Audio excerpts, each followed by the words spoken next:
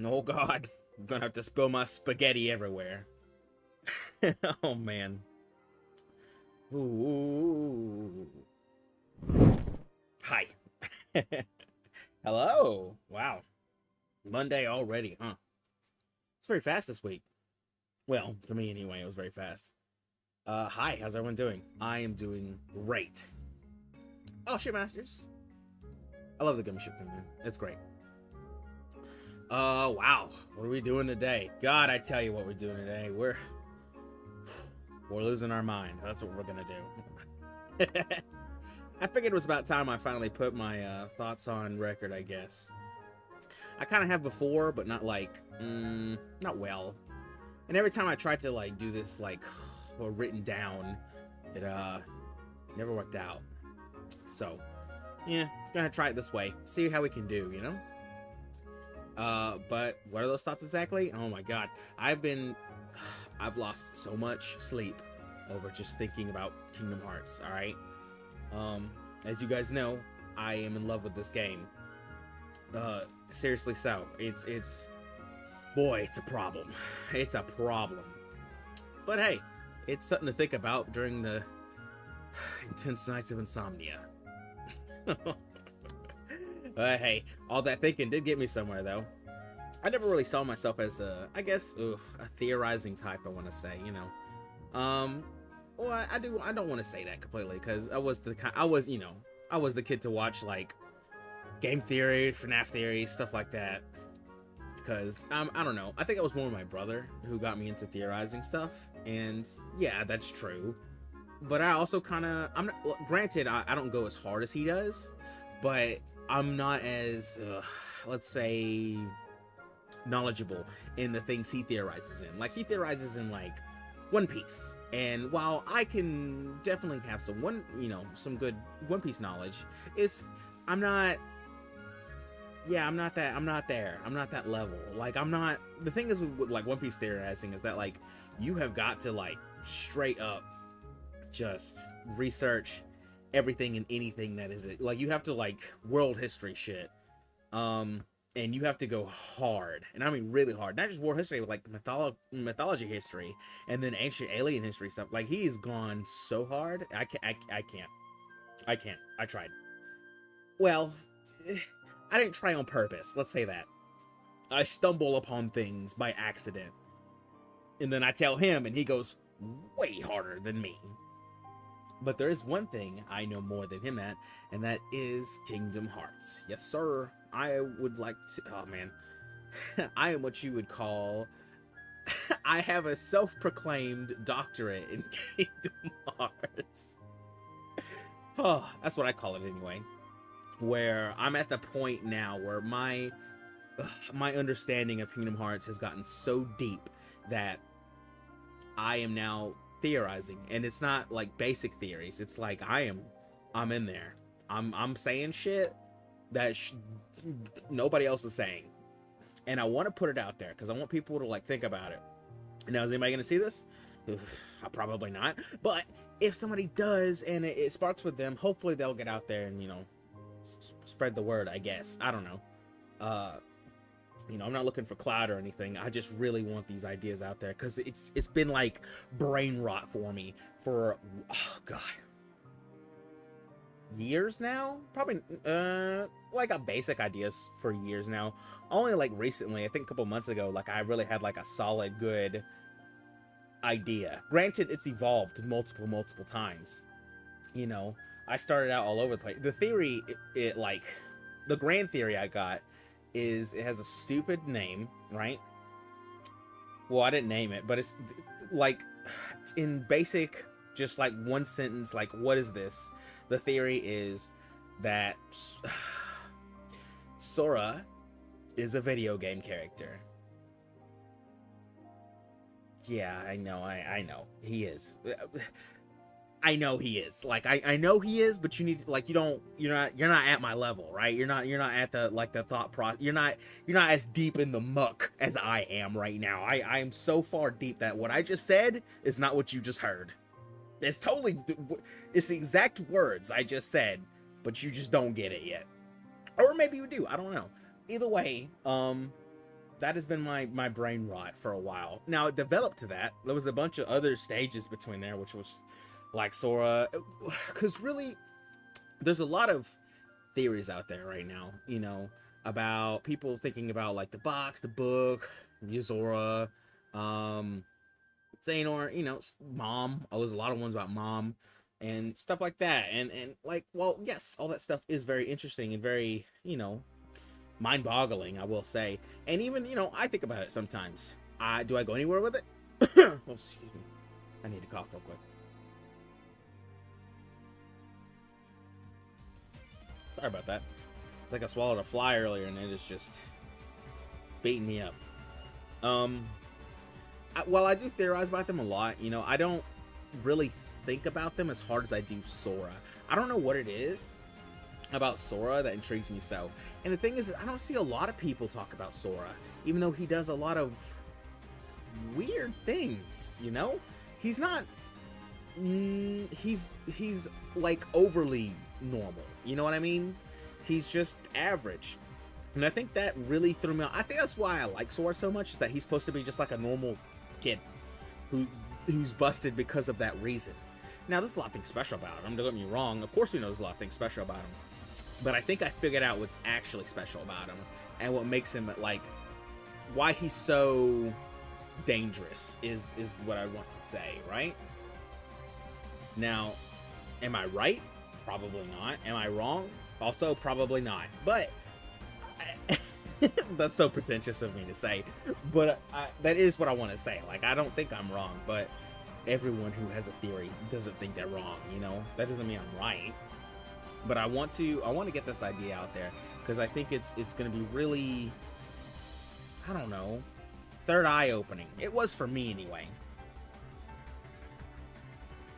Man, but it's Monday, you know? I don't know what gave me just, I think I was just tired of sitting and like having it in my brain, you know? You ever have like such a really good idea? Like it's a shower thought good, you know? We just have like that really good idea. And this one hasn't faded, thank God, you know? I've kept adding and adding and adding. So I have a, while it's not, I'm not 100 on all the breakthroughs I've had. I've got a good, pretty basic idea of what I want to say. Now, like I said, I lack the capacity to kind of write it down and then script it to where it's like proper and concise. I unfortunately am a rambler and I just kind of go from place to place, all over the place until I find something. So I'm Rain Man, you know, I drop my spaghetti and then I see the secrets within the sauce. It is unfortunately how I function. So I tried to make this into like a video or something, but it just wasn't gonna happen. As much as I wanted to, it wasn't gonna happen. I'm just too scatterbrained or ADHD, I don't know. I couldn't sit down and write this. Anything I wrote that would like have a solid like framework of my ideals, it never sounded good. It never sounded good to me, and I got lost in my own thoughts trying to put them together. Instead, I would just find stuff and then talk about it obsessively until something happened. That's usually how I do stuff. Like, there'll be days I just sit here, you know, watching the same scene over and over again for like an hour and going, oh, what about this, you know? And I don't know if that's the same for other people who obsessively think about other stuff, but that's just how it works for me, I guess. So I wanted to try and share that a little bit if I could. But yeah, what the theory is, Sora is a video game character. Now, that is a confusing title in itself. I do agree. This did have other stages, like I said. It initially started as me thinking that Sora was darkness. Now, when I thought that, it was way back in the early, well, I won't say early days, but the late days, the early end days of UX, right? When we were first actually introduced to our first ever darkness character, you know? The actual like hive mind stanky ball of darkness, right? That was talking to Maleficent. That's where I first initially started thinking about Sora being in darkness. Now, while I did have some stability there, it really wasn't like solid. It was a lot of pulls, you know.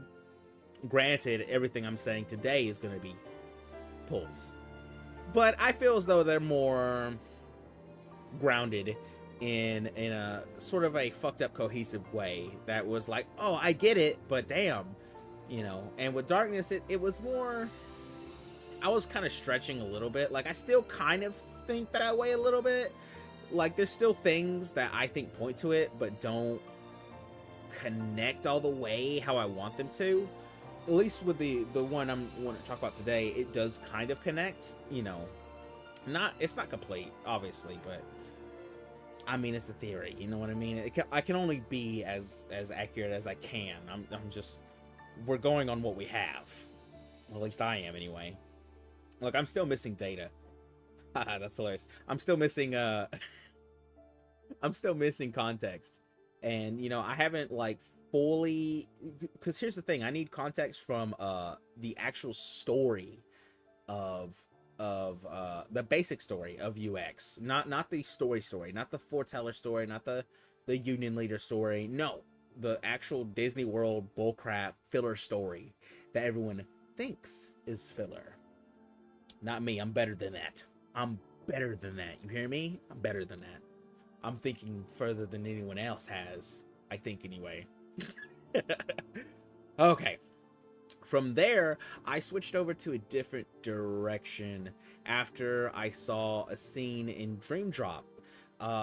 If you guys don't know, Dream Drop is my favorite Kingdom Hearts. So, obviously, every now and then I just go back and watch the cutscenes. I still gotta buy it so I can play it, because I do want to play Dream Drop again, because I don't know why I love that game so much. I just do. I think it's genuinely fun. You know, I wish the Pokemon stuff wasn't so necessary, but I get it, you know. I really do, but it is a good game. In my opinion, it is a good game. DDD gets some slack, some hate, and understandable hate. Like, I'm not gonna argue with it. DDD does get some understandable hate. It's even me, like, I only like playing the Sora side of DDD. The Riku side's not bad. It's really not. It's actually pretty good.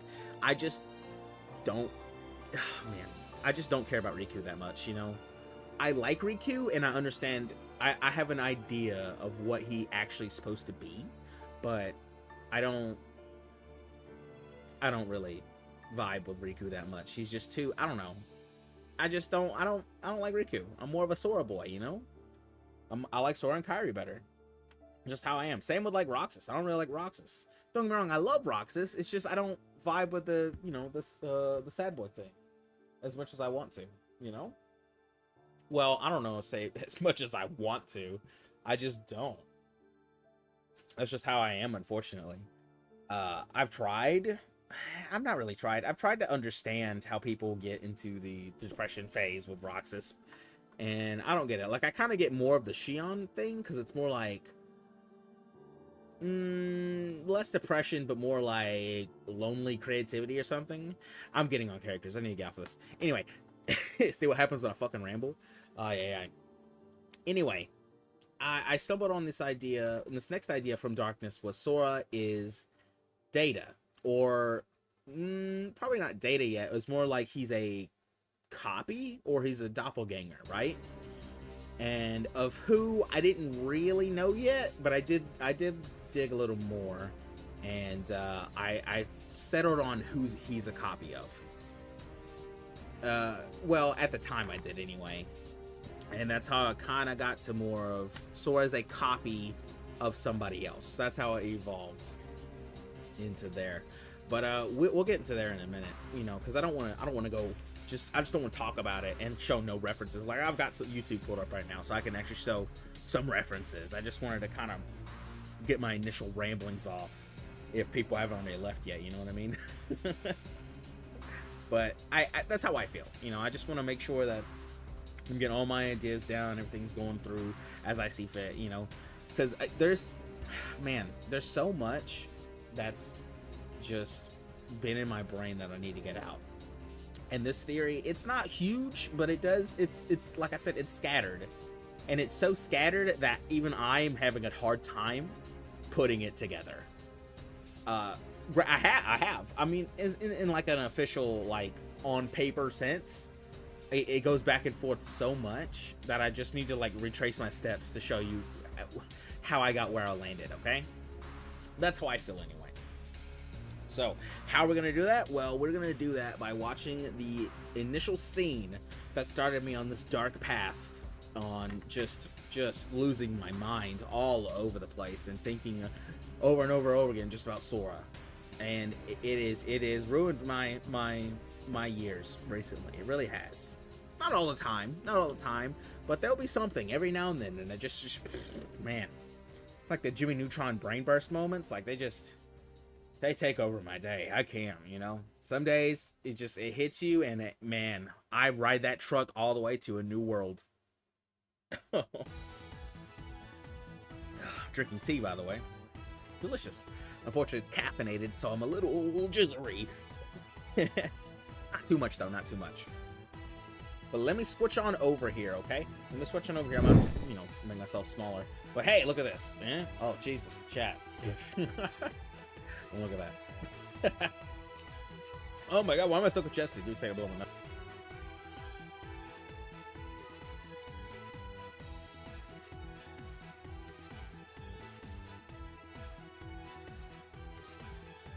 Whoa, I was congested as hell. I'm sorry. I don't know why I was so congested. Doesn't matter. Let me move down real quick. If I can remember how. Oh, I'm moving. Oh, I'm small. Okay. Now, what is this scene? This scene is from DDD, like I said, but it's from Tron, from the grid. It's a world that everyone's kind of blocked off.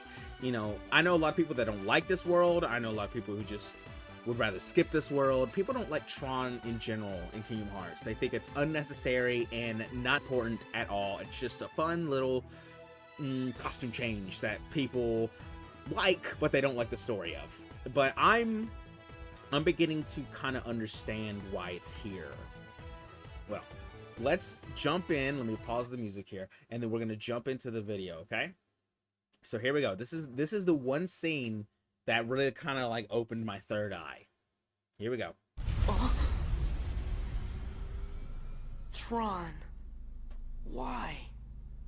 That's what we do.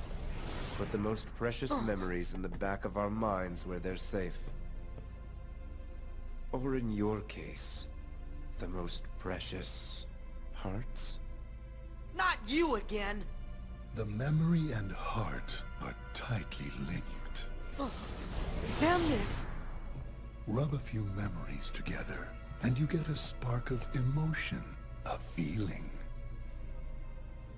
But in a digital world, memory does not work like that. Nothing is ever felt. You can hold 1,000, 1,000,000 times the information, but there is still no heart with which to parse it. Once, my master Ansem found an old system and made a copy of its master control program, and used it to serve his own ends. This is the original data of that system. Here, data can be copied. Memory can be changed and easily manipulated. Tron is a digital entity, so why would he be any different? He obeys the rules of this world. Sora, what about you? Me? Your heart, memories, your data, and your dreams. The bits and bytes that have made up your life so far. Can you say for sure they are not just copies of someone else's? Yes! My memories and feelings belong to me! You had better check. Make certain the box's contents match what's on the label. Since you have been chosen. Okay. Now, that was a lot to take in. That whole scene has a lot in it. All right, it has a lot in it, just a crazy amount. All right, there's a lot in the scene that just messed me up. All right, now one thing you need to take away from the scene is that there's two things happening. All right, and there's two characters to divide it. One is young Xehanort, and then two is Xemnas. All right, young Xehanort, he is just here for the plot of Dream Drop. Okay, he is literally just aggressing the plot forward. He's pushing Sora in the right direction. That is why young Xehanort is here fucking with him. I mean, we know that. All right, we already know that. Xemnas doesn't need to be here at all. Xemnas is here, and it's portrayed in a way to seem like he's kind of fucking with us too, pushing us in the right direction. But I don't think that at all. I think he put Xemnas here to kind of give us a hint on what Sora actually is, because in this whole scene he's not really focused on anything else. He is just talking to Sora, and at this point Xemnas is dead already. He has no point to really just keep fucking with Sora. Obviously, kind of, because of the story, they want Sora, but even then I feel like they're convinced they want him because they understand what he truly is. Now, what is Sora? And in this scene, it pretty sure it tells us what it is. Sora is not like a regular boy, right? Okay, Belong to me. so Life so far. right here, he gets copied, and he gets copied a lot. Now, when this happens, it's really just kind of portrayed as the world rules. But if you really pay attention to what Xemnas is saying, it's really kind of how he's saying because in this moment, right, Sora's trying to connect with Tron and get Tron to remember who he is, but Sora doesn't like fully grasp the concept that the Tron he knew was a copy of this Tron, which is the original Tron. Okay, so Sora doesn't really grasp the concept of that. He's not really communicating with the original, not the copy that he's connected to. So in this explanation that Xemnas is giving to Sora, it's saying he obeys the rules of this world. This is Data. This is the real world. They're not in a dream here. They put Sora into Data. Why? So they could get better access to what he really is and really kind of figure out a good way to take him over. Now, what is Sora? In this moment, I think what Xemnas is showing us is that Sora is made out of data. That he's not real in the sense, okay? He's a I'm gonna say non-living, but he's not of reality. He's not real, right? But it doesn't make him not real. Obviously he's real, and he has a heart, and he's a person. But does that mean he's not made of data? No. You know, things can be made of data and have a heart. Look at Tron for Kingdom Hearts 2. Obviously he has a heart. Okay? And we'll get more on that later. But here, right here, when he's explaining the rules of this world, all right, Data cannot feel, it cannot think. Memory acts differently in Data. It can be copied, it can be replaced. And while he's explaining this, he makes little copies of Sora all over the place. Now, are they complete copies? Probably not, no, but they are full copies. Like, you can clearly see them. Now, this is clearly just Xemnas manipulating the data space. Now, he knows how to do this because he fucked with Ansem's computer back in Hollow Bastion when he was running that bitch after he exiled Ansem, right? So he would clearly have a good idea of how to mess with data spaces. So this is not uncharted territory for Xemnas. Xemnas knows what he's doing, and he's trying to show Sora what he is. And I'm seeing it right now. He's telling him to his face. He obeys the rules of this world, just like Sora does. There's no reason, if you are a real being, that you should be looking like a program. You should think you're a part of a dream.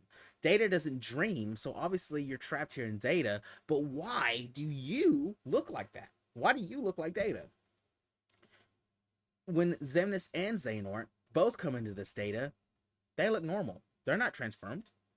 And two, it was in 2, it was more in the play of how the movie Tron went, how it actually took the physical form and transmuted it into data, but it needed a whole machine to do that.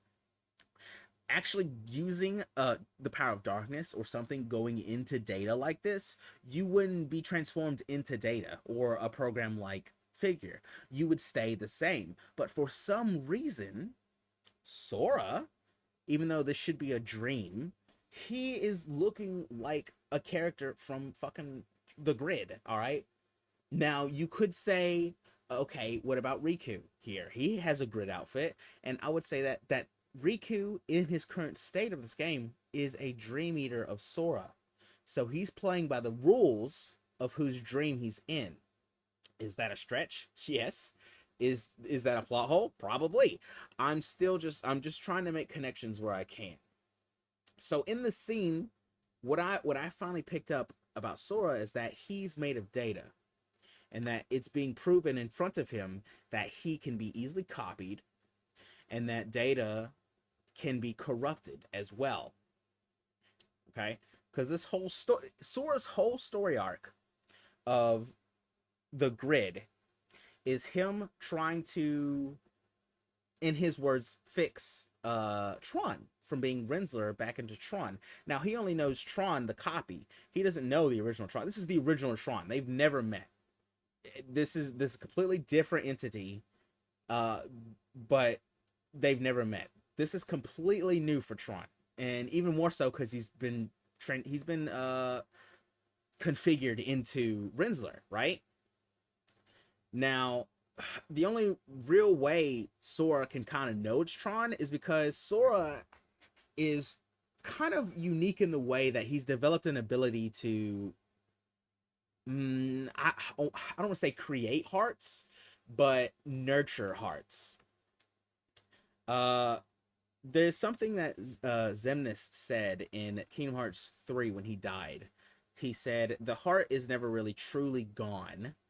It's weak, and it can be just a little bit left in the shell, and it can be nurtured into a fully grown new heart. There's also something else at the end of this game, DDD, where oh, funny enough, a data version of Ansem that's stuck inside Sora is talking to the dream of Riku and says that Sora has a unique ability where he doesn't need to connect with people. He connects with people in a different way where he makes them real. You know, he doesn't need to know that a heart is there. He just needs to believe it's there. If he sees a heart in something, it becomes real. So that is more of an explanation of how Tron can get a heart, even though he's made of data. Data does not feel or think. Data is a whole other thing. It's ones and zeros. That is what it is. But played by, when interacting with something that is a copy of something that can really interact with hearts and stuff on that kind of level, he's basically a program that makes programs into people. You remember when we met Tron? Tron was all analytical and stuff. He wasn't all, chummy and stuff. We had to spend a lot of time with Tron before he got chummy. If you meet Tron in the cell, let's just go there. Let's just go there. All right, because I'm in the zone now. I don't do that. All right. Whoa, my DPI's down. So KH2 Tron. All right. H2 Tron. Okay. It's gonna be the battle theme, isn't it? Okay, good. Movie, gross. Don't want the walkthrough, but I'll take the movie. When we meet, oh my god, look at that. Look at that logo, bro. Ah, hurts my ears. So right here, when I was talking about how in the dream world, Xehanort and Xemnas, right? Yeah, Xehanort and Xemnas, they look normal is because they went there through, improper means. So they were never configured to be data. But right here in this version, they're real. They're going the proper route, you would say, about putting a person into data in the way the movies do, where it takes an actual piece of machinery that transforms the physical form into data and puts it in there as if it was a program.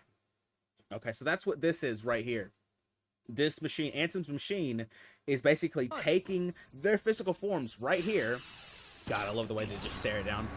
And turning them into data right here. Just like it does in the original Tron and even Legacy, okay? That's why they're considered users here, right? So that's actually what's happening. And that explains why they end up looking like programs. Because they've come into the data world the proper way. Because if you remember when Donald, Goofy, and Mickey from Recoded, that game no one wants to talk about, that's all about data, when they got trapped in the data world by complete accident, they didn't go there on purpose. They didn't get sent there by a machine. They got sent there by accident. And because they went there improperly, they don't look like programs. They don't look like the bugs or the viruses do.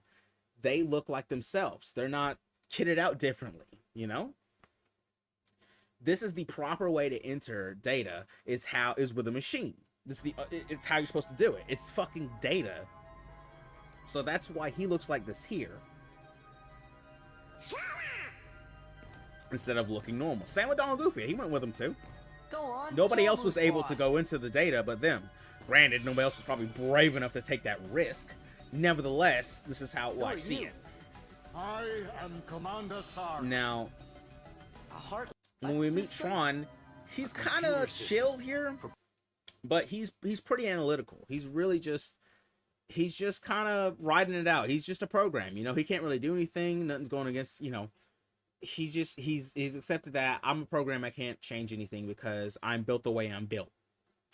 But us users, we have the unique ability to do stuff, especially because even more so with the Keyblade, right? So how do we get the whole reason we can fix the copy here of this system is because Sora is able to interact with all the data bits here. Donald and Goofy don't do anything here. It's really just Sora. Sora is the only one who interacts. Sora has the key to unlock this door to let them out. Now, that can also kind of be at the same time the Keyblade, you know. I'm not going to say it's not clearly unlock anything, so that could be the same thing for Data. Could unlock anything for Data. I'll give you that one. But the same stuff here, like, why would there be a whole cutscene of Sora interacting with this bit right here, right? Like, look at this. He's doing that. You could say that's the Keyblade again. Bullshit. Bullshit. Where else does he ever just telepathy shit with his Keyblade? Nowhere. Bullshit. He is just, that's him. He doesn't know it's him. He's just doing it naturally. I'm telling you, man, this kid's made a data and he doesn't even know it. This is him. This is him being the data form he is and just fucking randomly interacting with data naturally. He doesn't even know he's doing it. He thinks it's the Keyblade. That's why he's doing it. It's not it's him. He's got admin privileges and he don't even know. There's a lot of stuff here. There's the game grid, and you know, like I said, we met the original system program. So and they told us. So they told us way back here, way back in two, where the lore started to get deep as shit. He told us that Tron was a copy. Then I'll be able to put this system back the way it was before the MCP got control and changed everything. The way it was supposed to be. A free system for you, the users.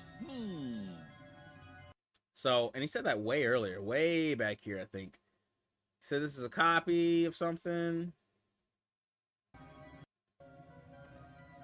Right here. Man, what kind of world is this anyway? You're inside a mainframe computer system. A what system? A computer system for processing data.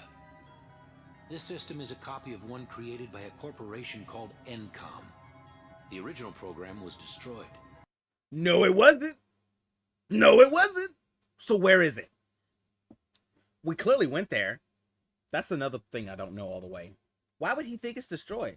Obviously, that'd be something Ansem put in there to, like, I guess, stop him from going back home, I guess. I don't know. Either way, he set up that this is a copy way back in Kingdom Hearts 2 when he got real deep into it. So, I don't know. Maybe I'm digging here, but I want to dig deeper. You know what I mean?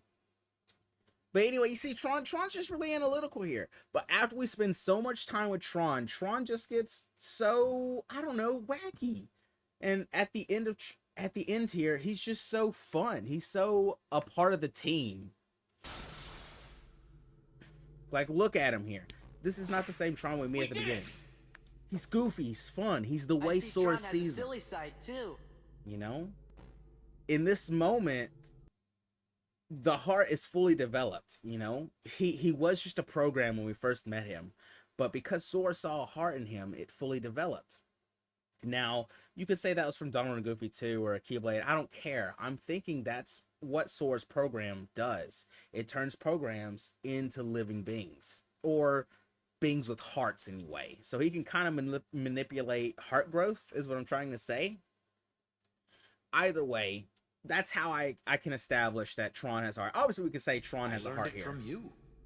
Because he's got feelings, he's got emotions, he's having fun. I do have my silly limits. You know, Okay, he's still a then I'll tweak the program, but when I get back to the user world. he's relating to these people. Maybe we better not try that. Aw, how about it, guys?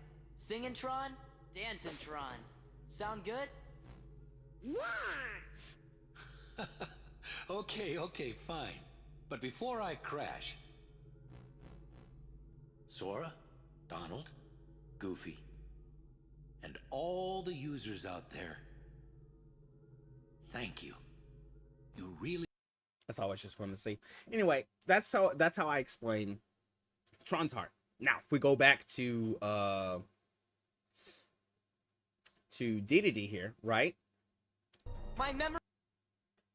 There's where he's trying to connect with Rinsler. Okay, he wants to connect with Rinsler on a. He doesn't know he's in the original, right? He only knows of the copy. He's only connected with the copy of Tron, right? Only ever connected with the copy of Tron. So there's no reason for the original to have a heart, right? At all. It's just data. And data can be manipulated, hence why Tron is Rinsler, right? So let me find it. It's Tron, I think it's Tron. No. Okay, here. I think it's here. Not there. I think it's here. Okay. Huh? We finally see Rinsler for the first time after a while. So this is the original Tron, even though it's been Cora. modified. Let me talk to Rinsler. A little heart-to-heart might jog his memory. See, he doesn't... Right It's here, a program, Sora. Programs don't have hearts. Programs don't have hearts. That's a true factual statement in this universe. Programs do not have heart. It's just data. All right. Sora can't process the fact that data doesn't have hearts. He still thinks he's talking to the Tron he knows, even though it is. But the Tron he had talked to was a copy. That's not true. The Tron I remember, he had something. He saw it in him. He only knew that Tron for a little bit of time, but that was just enough for him to see a heart in him and make it become real. And as soon as he did that, Tron, the copy of Tron, gained a heart that was unique to him. It was Tron's heart. So he's not lying. Hey, you used to be called Tron, right? Clue did something to you to mess with your memory. You're a little confused, but that's okay. Come on, remember, Tron?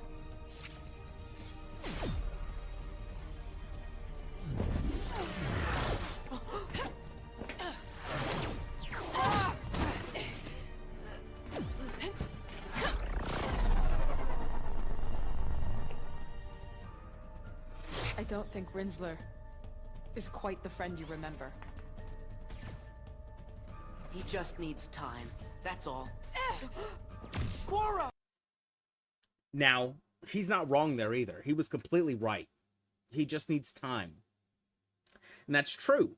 That is true. As Zemna said in Cage 3, the heart is never truly gone. It just needs to be nurtured into a new heart. Now, in this sense, Sora's kind of doing a variation of that, where the heart is never truly there, but it just needs to be reignited into what's already there, you know? Because in this instance, Sora's right. Tron does have a heart, but this Tron doesn't. Okay, they may be the same thing, but they're not. The one that has a heart is a copy. So, but an interesting thing happens at the end of this this story arc for Sora. Okay, let me see if I can find it. All right, right here. We'll watch the whole thing because I like it. I just like this world, dude. So fun. Right here.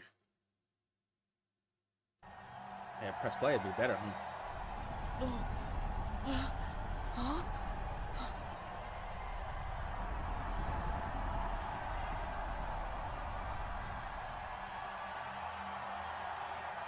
What in the world? Combatant 13 versus Rinsler. I love that Easter egg. Greetings, Sora. I've been waiting.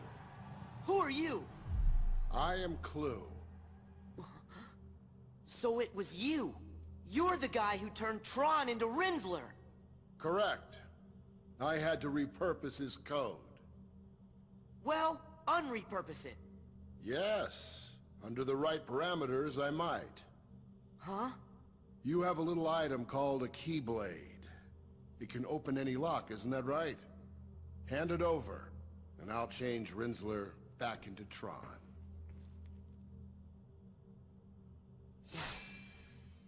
The Keyblade? I can't. This is what lights the darkness. A chance to make everyone happy. Ha! Flawed reasoning. I'll have to take it by force.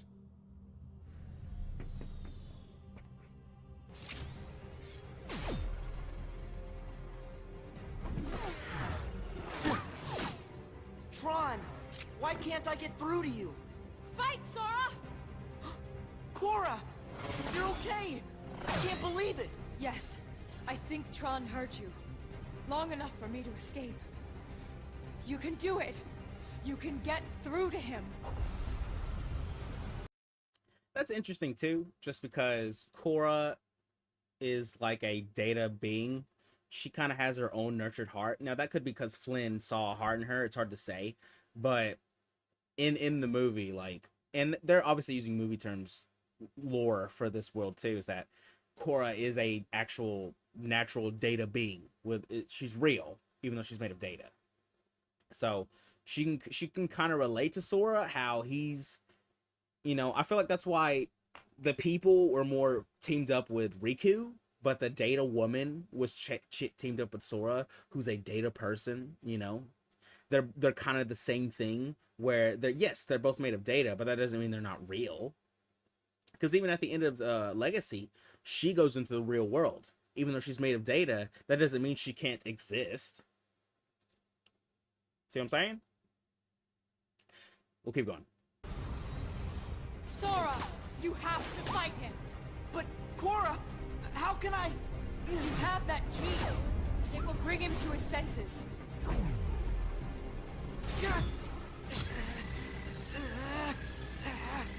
I'll try.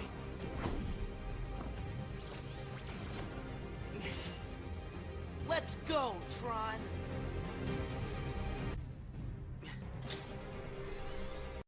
Okay.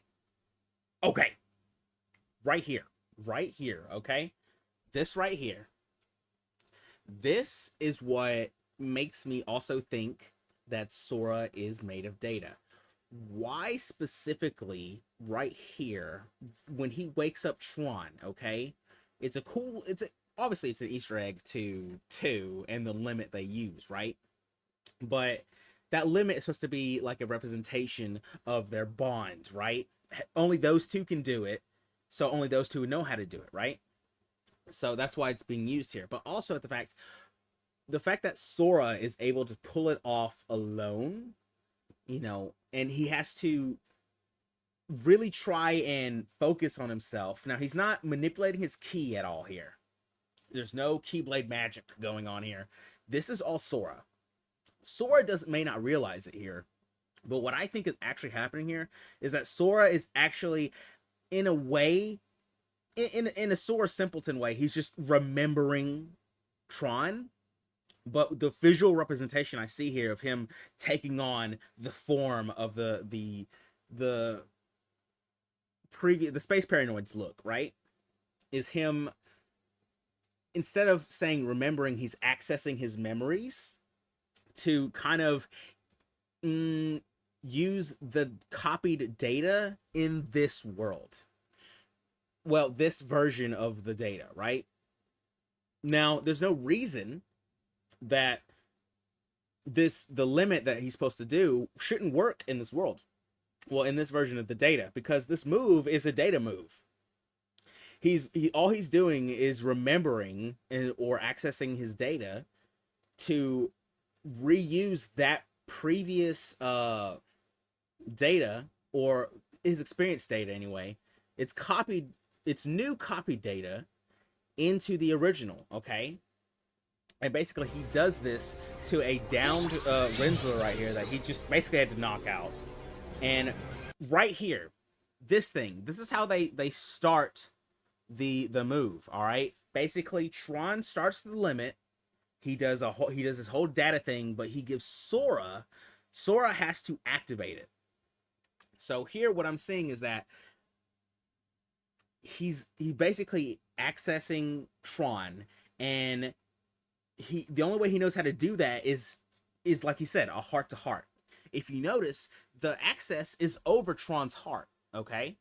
Or what should be Tron's heart. So what I'm saying here is that without Sora even knowing he's made out of data, he's just instinctively, naturally using his own innate ability of being data to modify Tron in real time by putting in the memory, or the, I guess, code that would be considered the copy of Tron's copy's heart.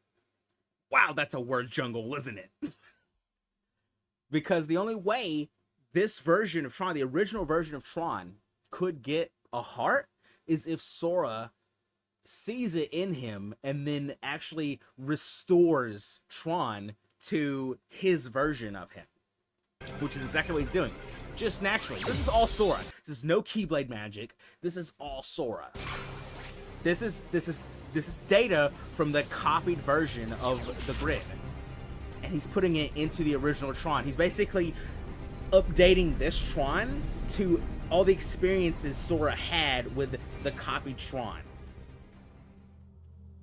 So this is how I see Sora basically being able to use, without him realizing, he's a data being who's able to modify other data beings into having hearts.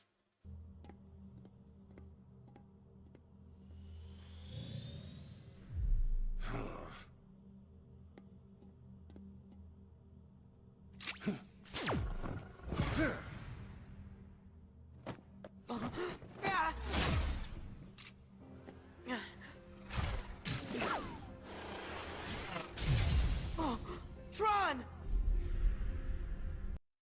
Right there, man. Right there. That's it. That's the whole story arc for the grid right here.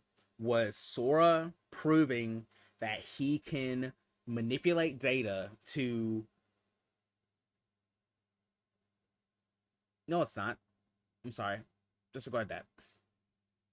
This whole story arc was proving that Sora is more connected to data than you think.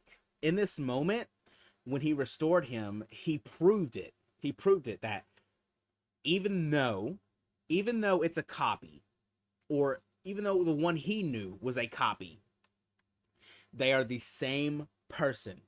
And all he had to do was see it and believe it, and know that Tron is Tron. Whether he's that Tron or that Tron, they are the same person. So they share the same heart. So this was, in my eyes, this is undeniable proof that even though it's a data copy, it's a one-for-one perfect copy, they can and it may vary over time, because our Tron way different than this Tron. I mean, this Tron's so unrecognizable. He's Renzler. He's already been remodified, you know, just like ours has with Merlin magic. it's been already remodified. It doesn't matter. If it's a 1-for-1 copy, it will share the same heart. Okay? So that's what this proves, all right? That he was right, that even though it's a different Tron, completely different at this point, still Tron, I'll deal and with you it later. will have the same I have to heart. retrieve Rinsler. And we know that because nobodies exist. Two beings can share the same heart.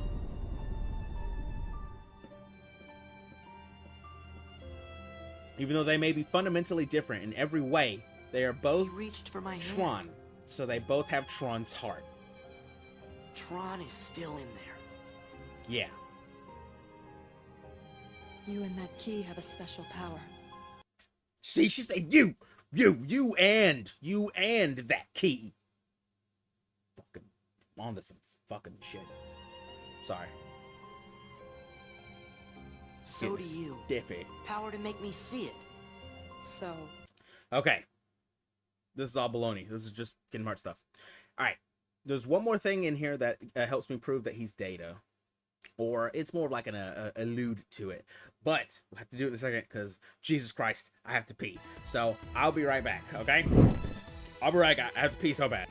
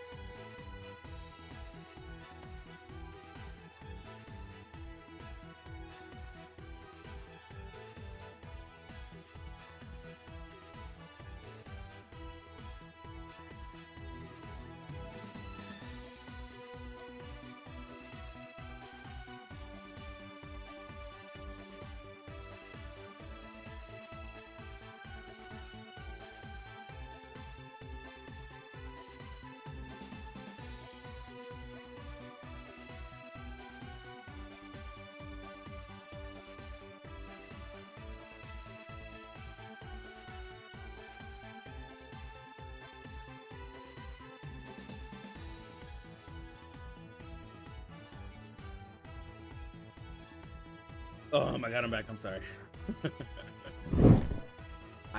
I'm back. Oh man, I had to pay that for a minute, but I was in the zone.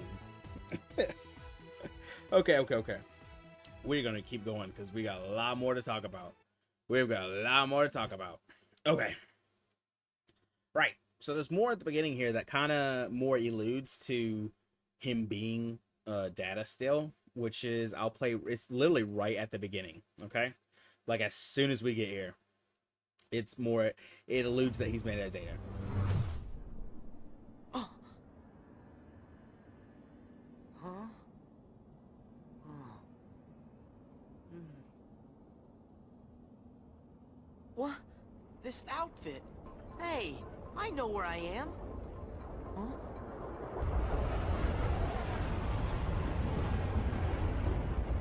Whoa! What is that? Sora's so fucking stupid. Now you could say that this moment is just poppycock filler bullcrap. I can see that. I can totally see that. But bullshit. It's always here for a reason. Okay, it's always here for a reason. Okay. So listen to what all this beginning part says. All right. It tells it to our faces, but because it's played off in such a, I don't know, generic way, we just kind of roll past it.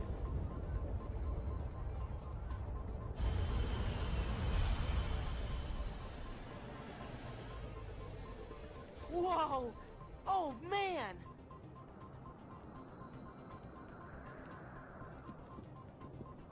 Identify.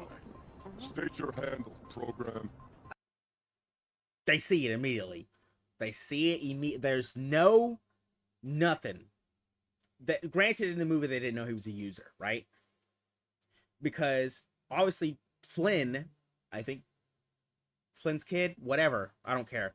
The character in Legacy was transmuted into Data from the machine, so obviously they would think he's a program, just like Tron did with us in Kingdom Hearts 2. So yes, the reason they recognize him in the movie as a program is because he entered the data world the proper way. So they wouldn't obviously recognize us as a user. But in this case, we have entered the world in an improper way. Still, we don't, and because we're not a real person in the sense of us being from reality, right? We automatically adjust because we're made of data. Because we're already a program, our body's already compensated to this data world and its rules. So they're not wrong here. He is a program, and they just don't know. They're like, whoa, ran a program out here. I, don't have any handles, but the name's Sora. He just doesn't know. He thinks he's real, which is not untrue. He's as real as any other person. It's just, it's very complicated. Verifying handle, Sora. Handle not found. Stray program recognized. Hey! What? Stray program. He's a stray, that said it to his face. He's a stray program. Like, we don't know what this thing is. And in this case, yeah, it's true. Sora is an invasive, he's a virus pretty much. Like, he's just, we'll get into that later too. He's a virus pretty much, where he's not supposed to be here. He's really not. And these are pretty much antivirus. They're seeing it. They're like, whoa, fuck is this thing, bro?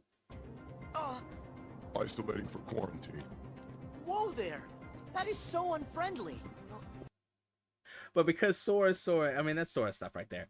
But because Sora is much more, I guess I could say advanced, I guess. He's a program of the heart, so he's not restricted to the rules of his code. His heart can sway him to do other stuff, which in a sense breaks his code, which is just run away, bro. Right here.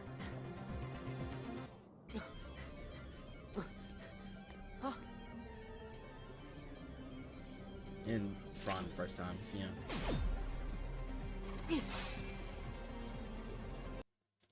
Yeah, Tron the first time, and then we talked to Flynn, but that's unimportant so far. So we've seen a lot of the Grid and Paranoids, right?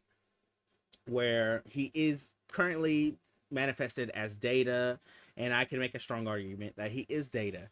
Now, I get the understanding of that you'd want to say, okay, Renee, but what about every time that he's not Data, where he's in the real world and he's a real person? What about that, Renee? Are you just fucking stupid and only play these one worlds? Well, one, yes, and two, no. I believe that just like the end of this movie, right, how Korra can become real, it is sort of the same thing of Sora, where he is a data being created in data, but then transmuted to the real world through a machine, allowing him to live as a person.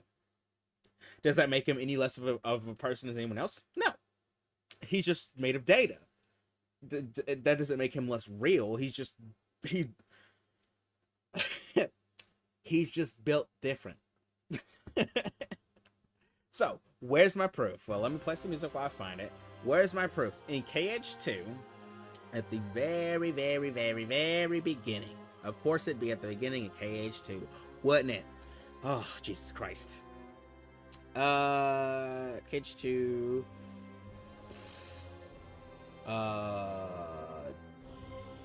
This computer. Yeah. Okay, this computer.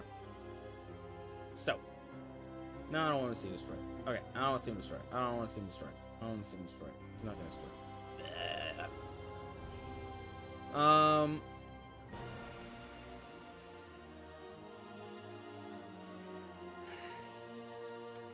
We'll find some diss scenes and see how that goes.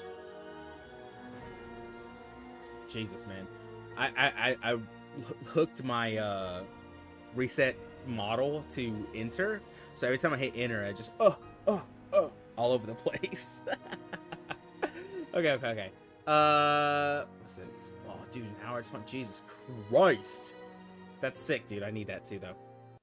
Okay, so Diz is very good at manipulating data.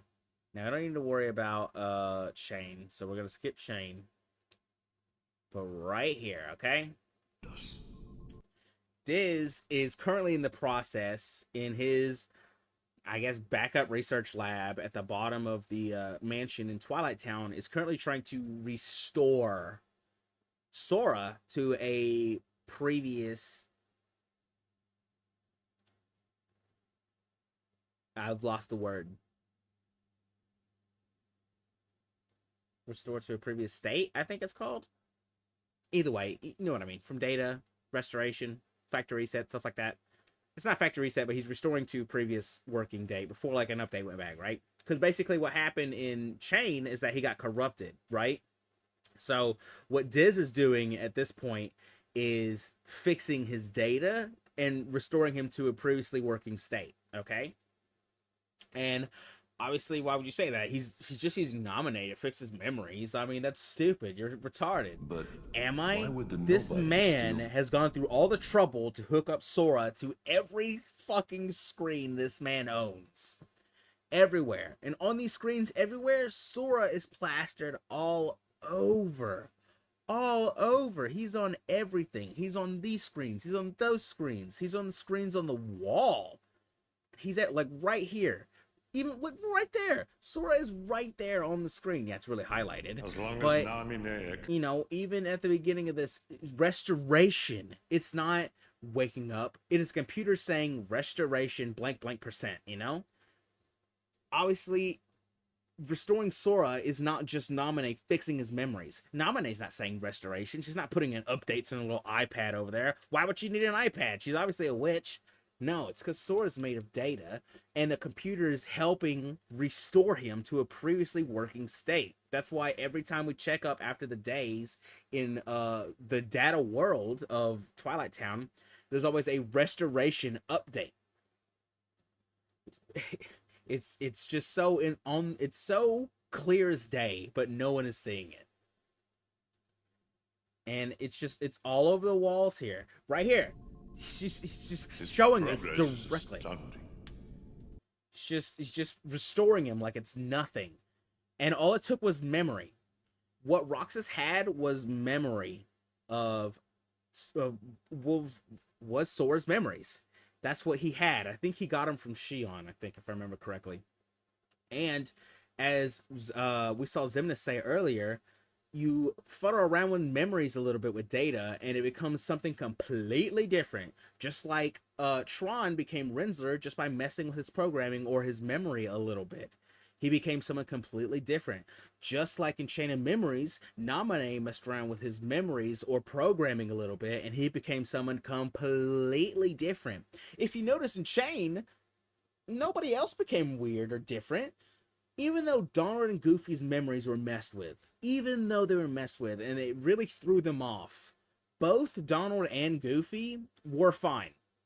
They were fine. They were still Donald and Goofy. It got so bad to a point for Sora changing that even Donald and Goofy are like, whoa, Sora, why are you freaking out, dude? Like, we get it. Our memory's gone, but you don't need to trip your balls over this random nominate you could keep talking about. They were seeing in real time Sora being just corrupted or changed into this new different version of Sora.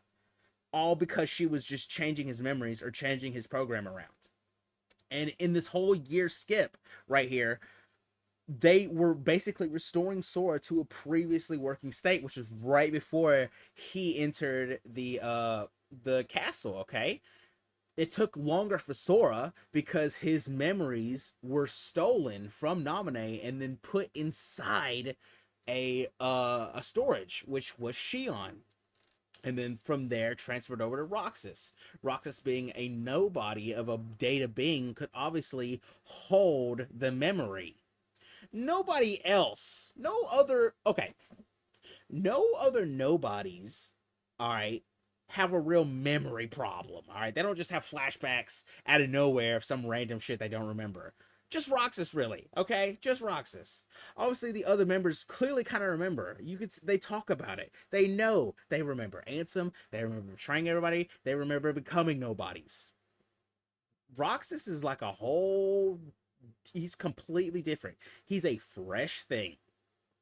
He doesn't remember being Sora at all. Even in the beginning of 2, where flashes of the memories come by, he's like, what? Who is this kid? He doesn't, he's complete, he's just a new Data being. Now, he's more grounded in reality, yes. I would say he's more of a real person than Sora is.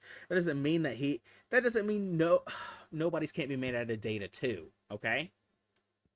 So basically, Xion was a storage for Sora's memories, which was converting her into another copy of Sora.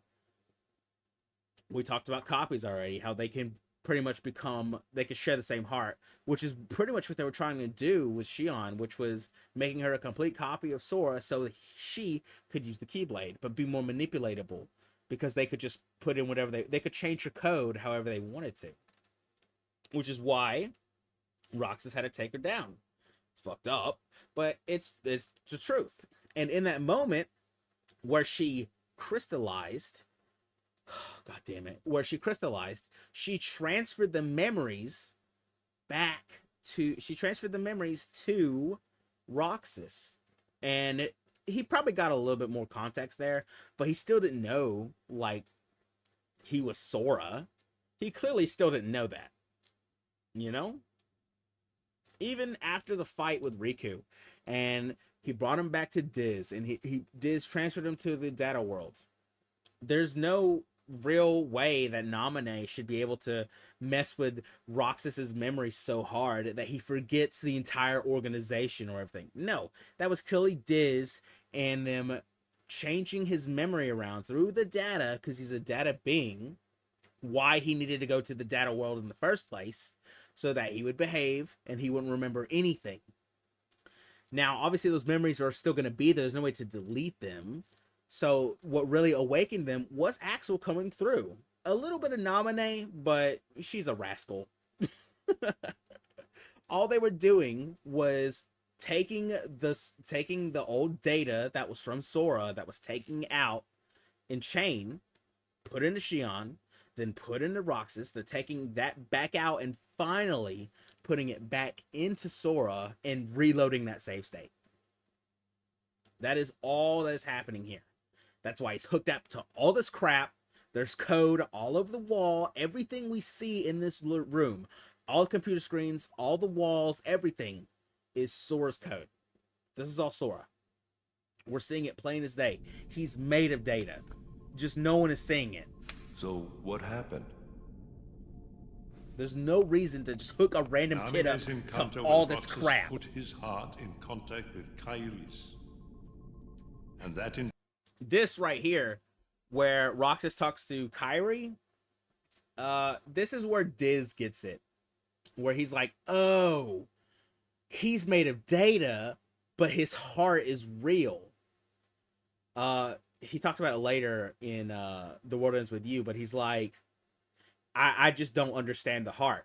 This is what this like mind blew Diz right here. Ansem, he never once thought that Sora or Roxas were real. He was just his regular old racist Diz, but you know, for data people at this point. But because Roxas is so close to being Sora with his memories in there, he's not a 1-for-1 copy, but because they're basically the same person almost at that point, just with different experiences, they share the same heart.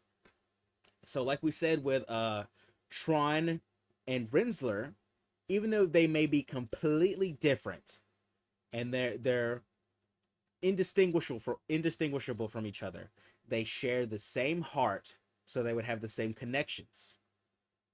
All it needs is a little jog in the right direction.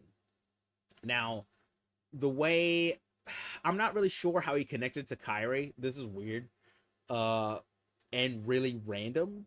But I don't know. Maybe it's a love thing. I don't know. Either way, this is what kind of woke Diz up to the fact that even though he's made of data, he has a heart and it's real. And it's able to just do things that I can't even fathom, which is allowing telepathic communication via worlds into data. That's mind-boggling. That's why at the end, that's why right before he blows himself up, he's like, I just don't get it, dude. I really just don't get it anymore. Let me come down here. Nope. That's too far. That's too little. What do you mean? Right here, right here. I'm a fool.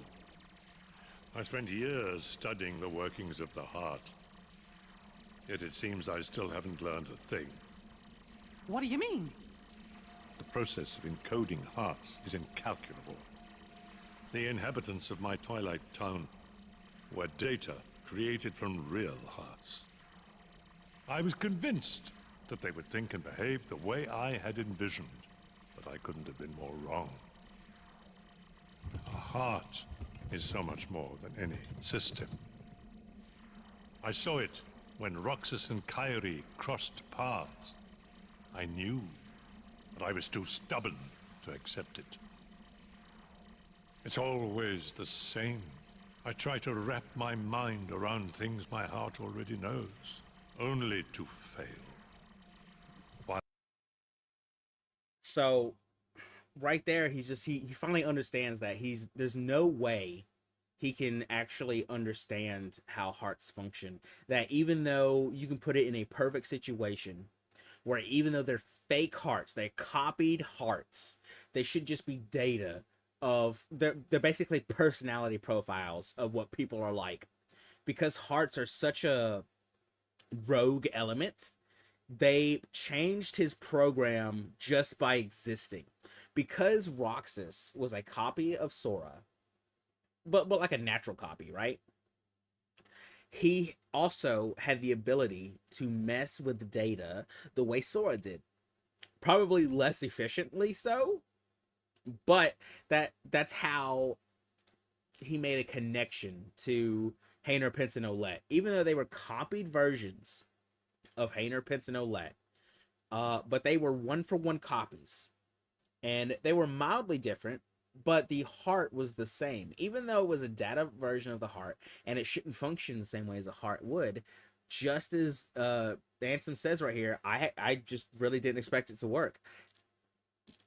Roxas was able to touch their hearts in real time, even though it was a copied version of them, because they're the same person. Even though they are copies of the people they are, because they are the same person, he was able to connect with their hearts. So when Sora was woken up in reality, restored, because his heart that him and Roxas share touched the copies of the hearts that is Hayner, Pence, and Olette, when we come in contact with the real Hayner, Pence, and Olette, there's a spark. There's something there. It's something awakens. The hearts resonate, and it allows the real person's hearts to kind of like, they don't remember. They don't update like Sora does, right? They just kind of feel like they know him, like they're connected, because the hearts have already connected. They just don't, in these versions, don't know that they already have. That's why everyone is confused there. Sora's confused. They're confused. That's why when Sora cries when they get on the train, they're like, "Whoa, bro, you okay?" He's like, "Yeah, I don't know where that came from." And it just, all of them there don't know that they're only connected through their data versions, proving that even though it's a copy of the person, and it may be even just mildly different or dramatically different, it shares the same heart and will have the same connections. Holy shit, I'm just going in right now. Okay. So, if you don't believe that Sora's data, I'm sorry. I put down a lot of stuff. I can go a little bit further, though.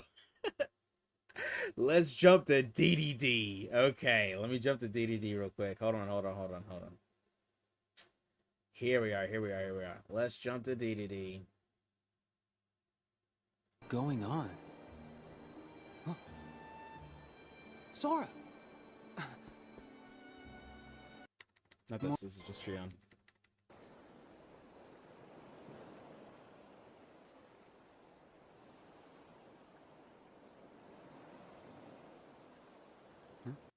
So this, for context for this, if you don't know, this is a dream this is a dream Sora's having, but it's like a really subconscious dream, right? So, and Riku in this form is a dream of Sora, so he can obviously access this. Whether or not it's a dream of data, it's data that's dreaming. This is a dream that is from data.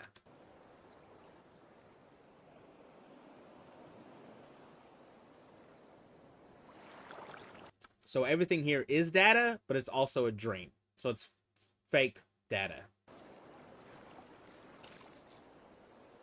What's this?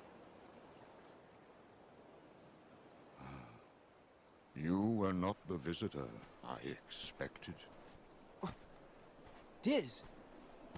I mean, Ansem the Wise. Now this, I have no idea what Diz sees here. Obviously, like he says, he interacts with the people like Riku did here. But this version of Diz is a recorded message that Diz left as data inside Sora.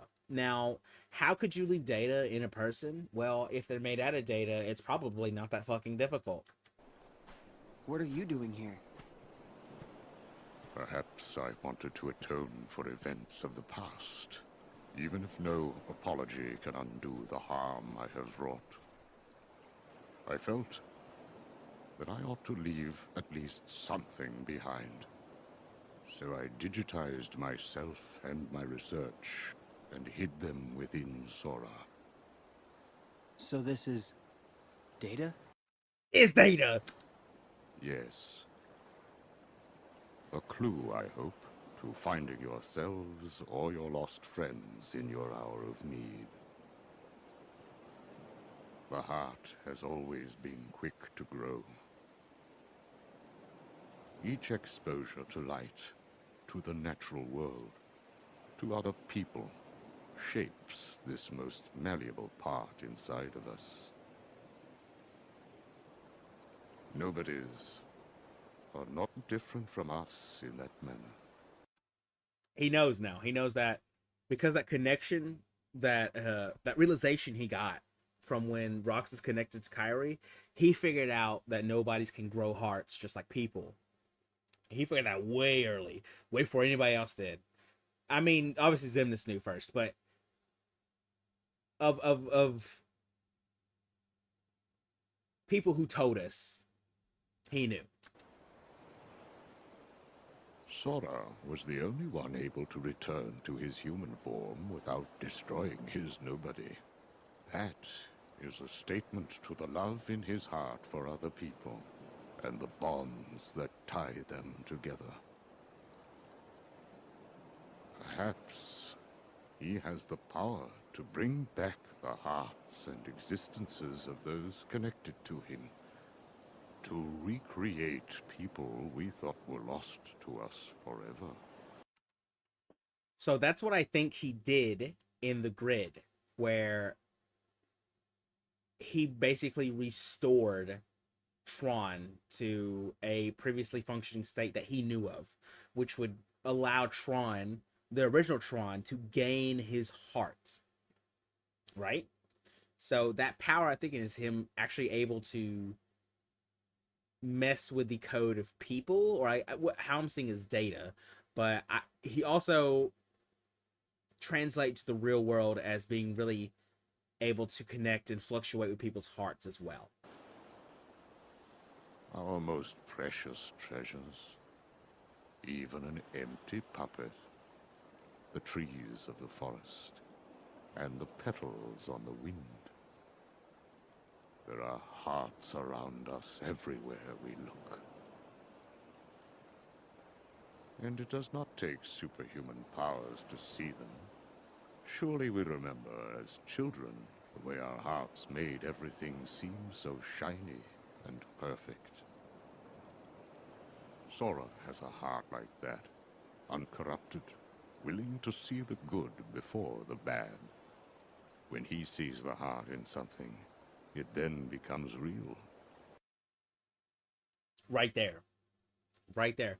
And that is very true, because even even in this reality where the world was swallowed by darkness, the hearts of children being able to pretty much birth new hearts into anything they saw was a natural skill of them.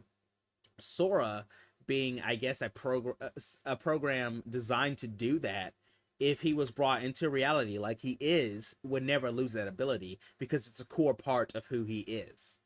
When he sees something and he wants it, the heart, if he sees a heart in something, it becomes real. When a connection seems broken, he may have the power to mend it. Just like he did with Tron. He's already proved exactly what Ansem is saying here. Everything Ansem says here is proven in the grid. In practicality, like in practice, he's already done it just instinctually, naturally. Bam! Easy peasy. He has touched countless hearts. He has accepted them. And he has saved them. And some of those hearts have never left him. Whether they fell into darkness or were trapped there. Whether they sleep in the darkness of Sora's heart. We'll get to that one in a little bit. Or were welcomed into its warmth. They can be saved. All Sora needs to do is be himself and follow wherever it is that his heart takes him. It is the best and the only way. The rest is in there. All right. Thanks. Thank you. Of course. Now, why is it that you are here? I kinda need to wake Sora up. Okay, that's just main plot stuff.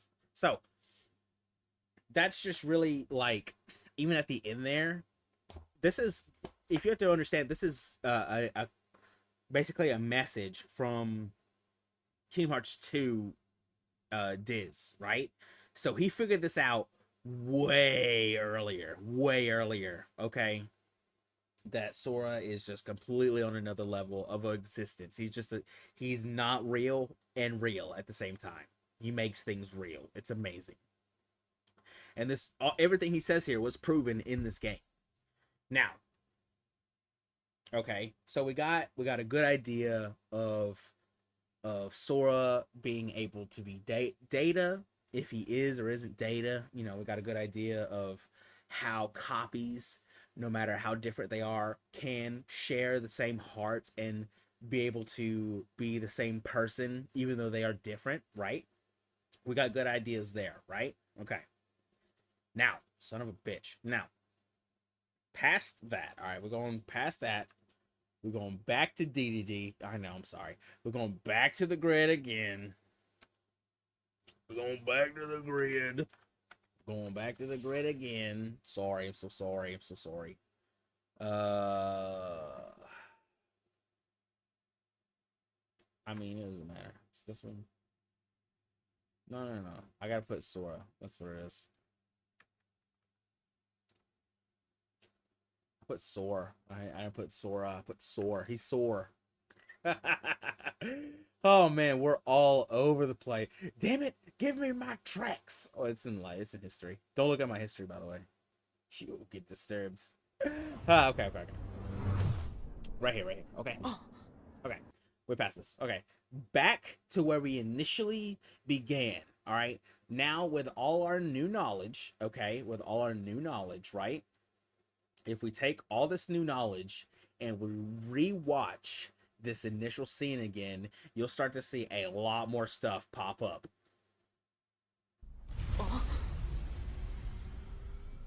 Tron. Why? That's what we do.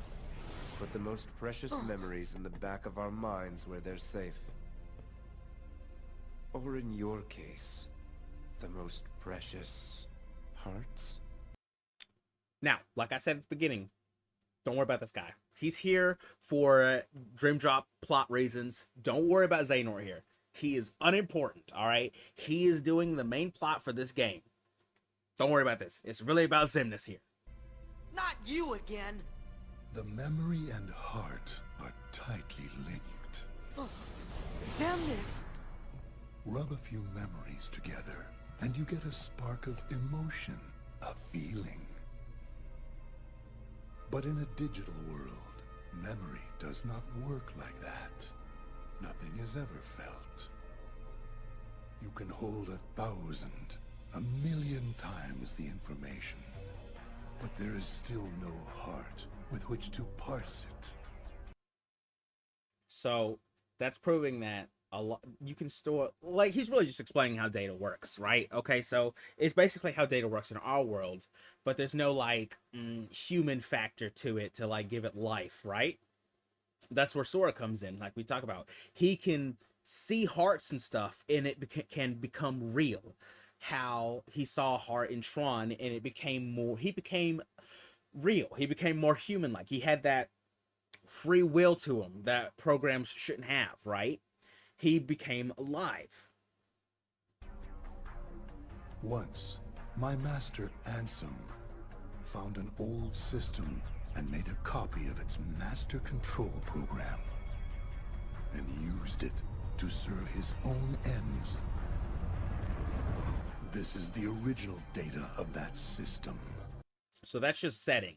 That's just setting for here, is that the space paranoids we ran through in 2 it was a copy. Granted, they told us that in 2, but again, this is just more setting for this moment. Here, data can be copied. Data can be copied here. We know that because he copied here.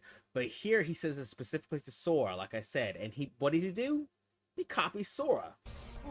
Memory can be changed and easily manipulated. Memory can be changed and easily manipulated. Yes, you can do that in data. You can copy over stuff. You can overwrite stuff. You can change stuff. Just like that, you can corrupt stuff. Now, as he does that, he makes more copies of Sora. If Sora's made out of data, we know this is simple. He just copies and pastes, like he's clearly saying to him. He could just be copied, like it's no one's business. Data can be easily manipulated and changed, right? Just like how Tron was changed and manipulated to Rensselaer. This is right after we try to convince Rensselaer that he's Tron. We just didn't connect the right way. Tron is a digital entity, so why would he be any different? Explaining to Sora that you have to understand, Sora, yes, you know Tron and you made him, you know a copy of Tron, but that doesn't mean he's the same one here. He obeys the rules of this world. Now, as he says that, we got all these copies of Sora just standing here. Obviously, they're not doing anything because main Sora's not doing anything. They're just copies of him. But that Tron obeys the rules of this world just like Sora obeys the rules of this world because he's made of data. Sora, what about you? What about you? He's trying to get him to think. He's trying to get him to understand. Xehanort's always been weird, especially Xemnas. Xemnas has been like a neutral help, right? He's being a dick, but he does give us like hints to what the direction we're supposed to go, right? Me? What about you? Heart, memories, your data, and your dreams. Now, your heart, your memories, your data, and your dreams. Those are all things that we actually like have manipulated in one way or another in these games, right? His heart, I mean, obviously that's the main one all over the place. And that one's kind of hard to say, but his heart, I can get to that a little later. And I don't want to get into it yet, but his memories was chain memories. And if we treat them like data, easily be manipulated into something else completely different. Just like how he changed from regular Sora to being a really aggressive idiot Sora at the end of Chain of Memories, right? He was completely changed, completely different. He was obeying his rules because they're just manipulating his data, manipulating his memory.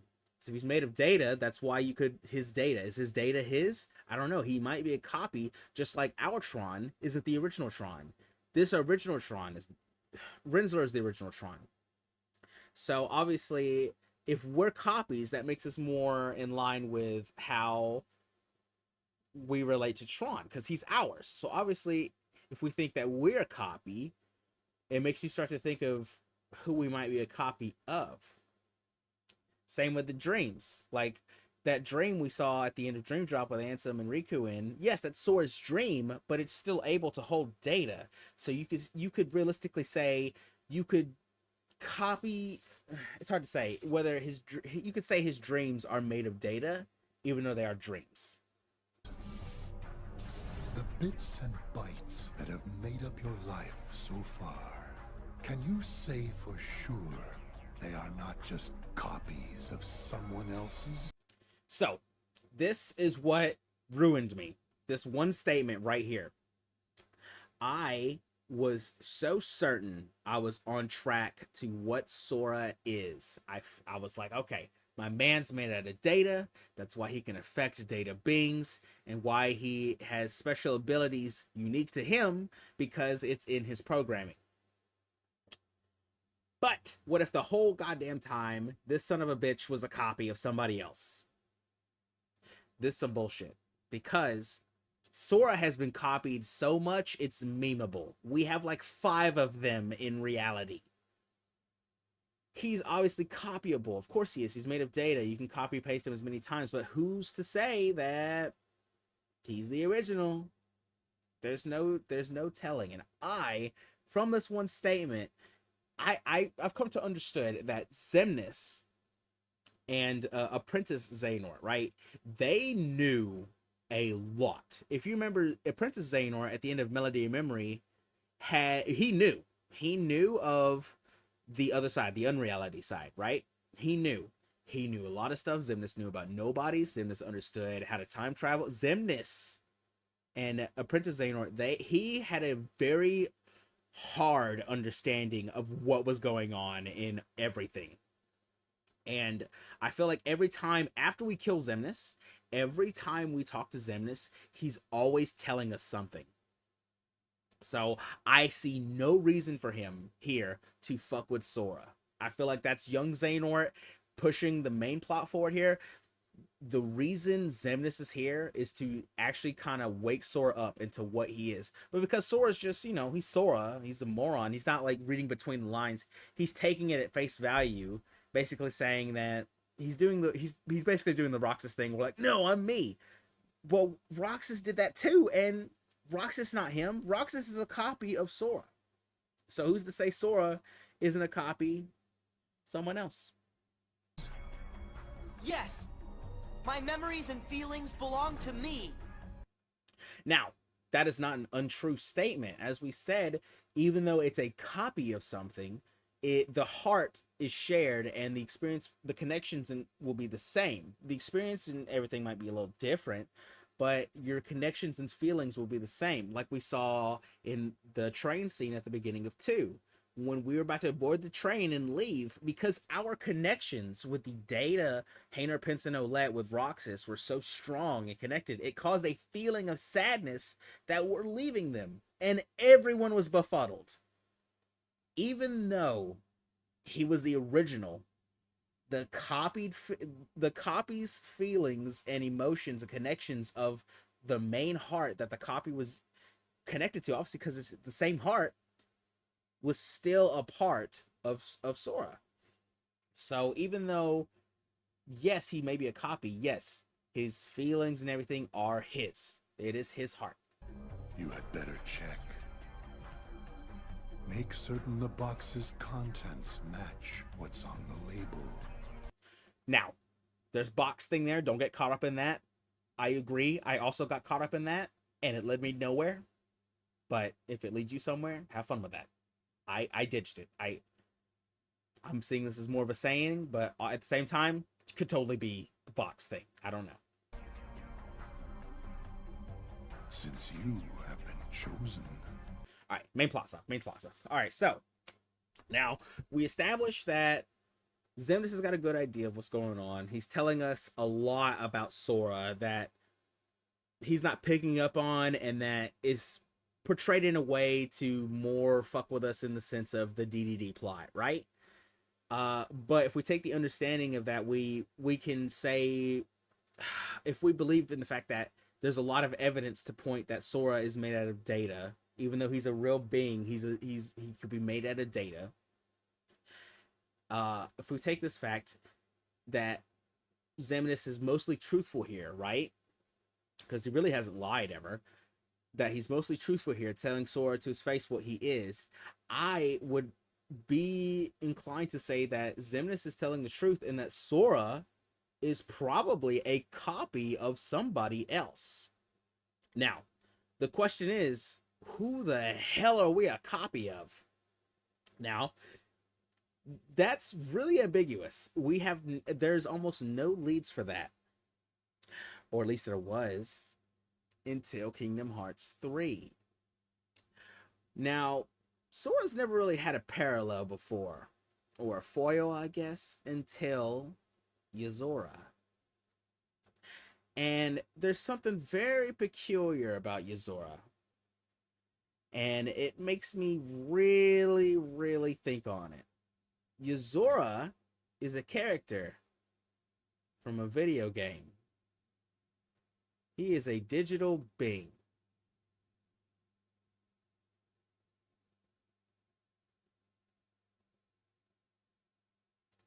That's right, I'm saying it. I'm saying it.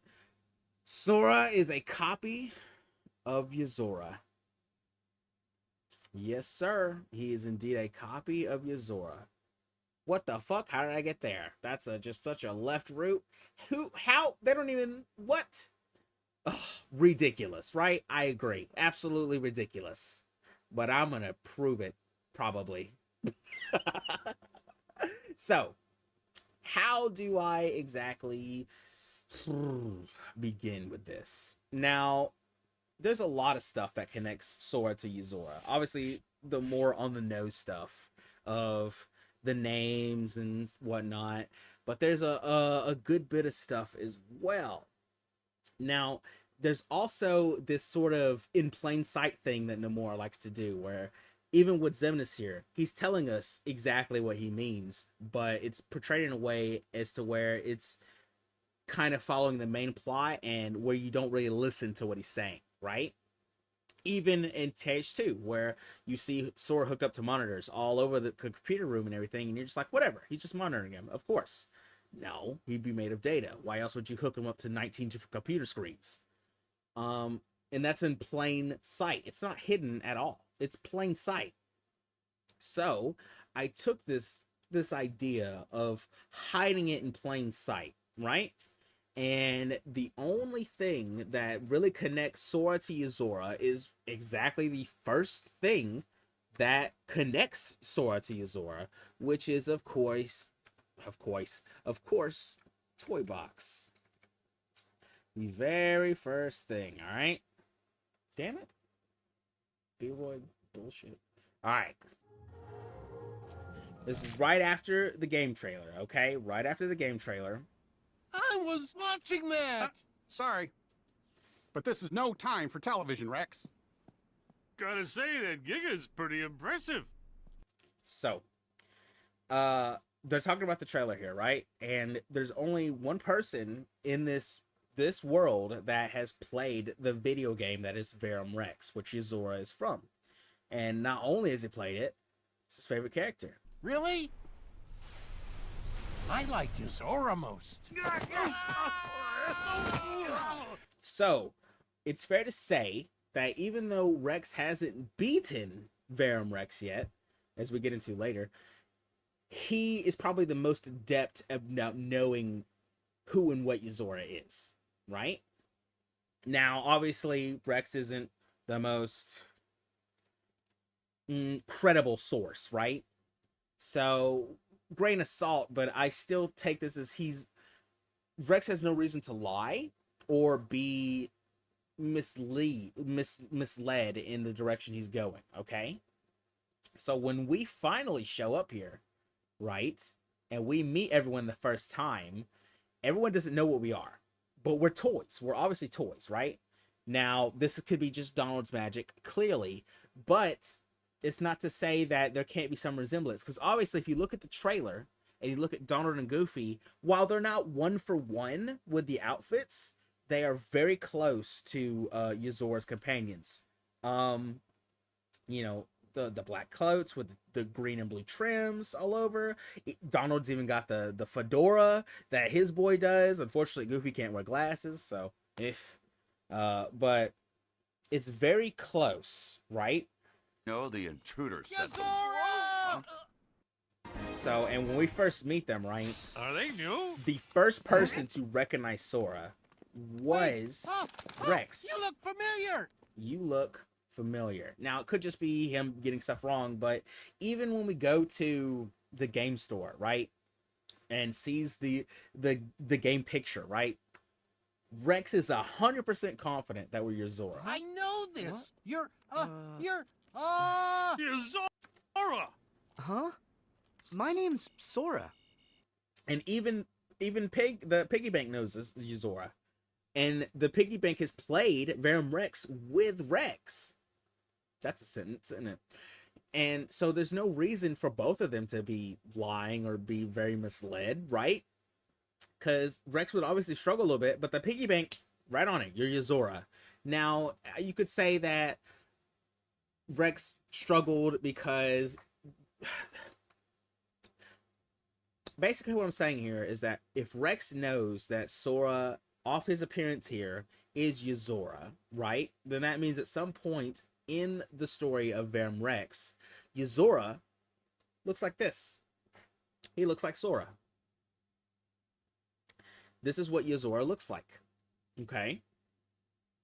So that's what we need to remember here, all right? Is that Sora looks like Yozora, and in turn, Yozora looks like Sora, okay?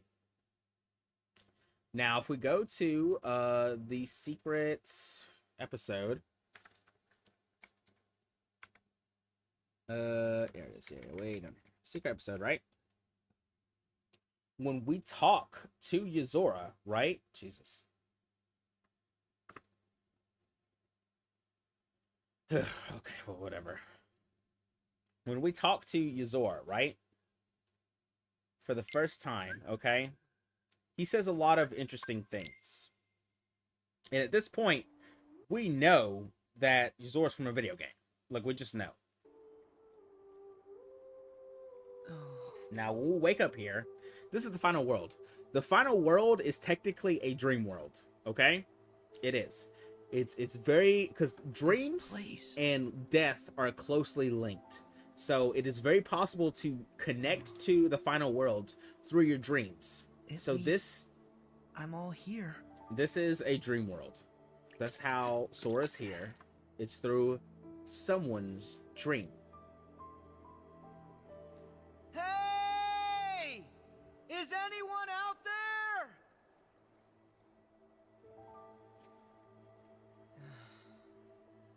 Hello?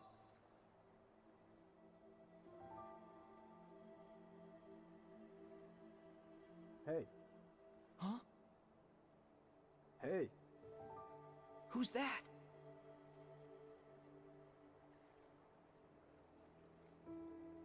Where are you? Over here!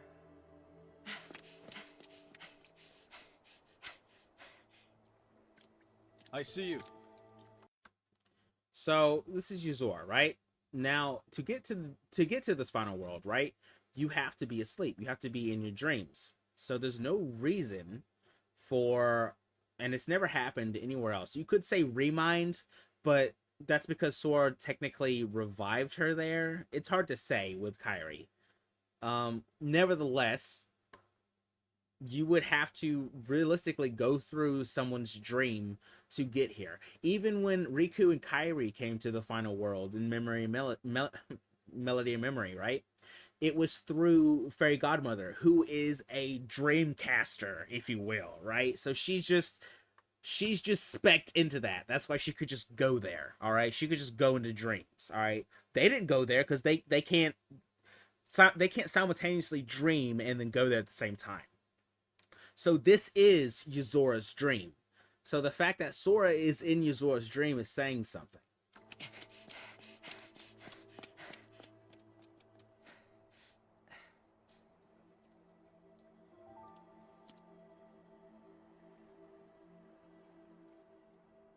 Hey, aren't you You know me?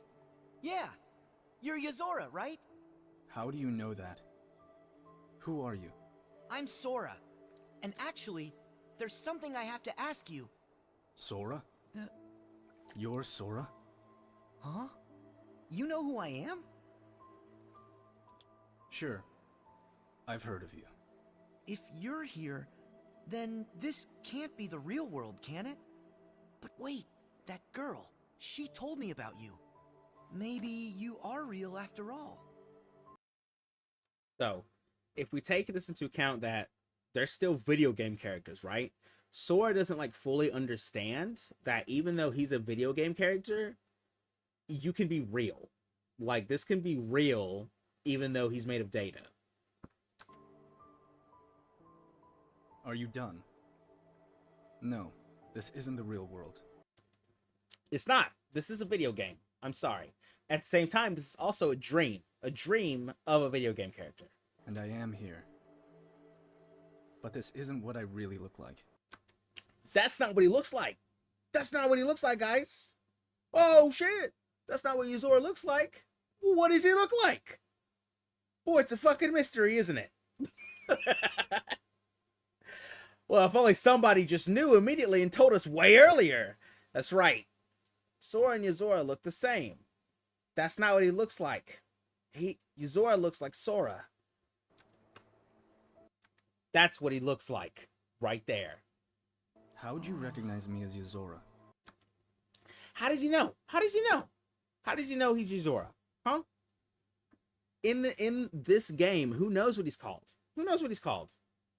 You know, obviously he might be called Yozora, yes, but you know, there's no telling. How does he know that he looks this way? Completely different. He doesn't look like Yozora, but Sora knows he's Yozora.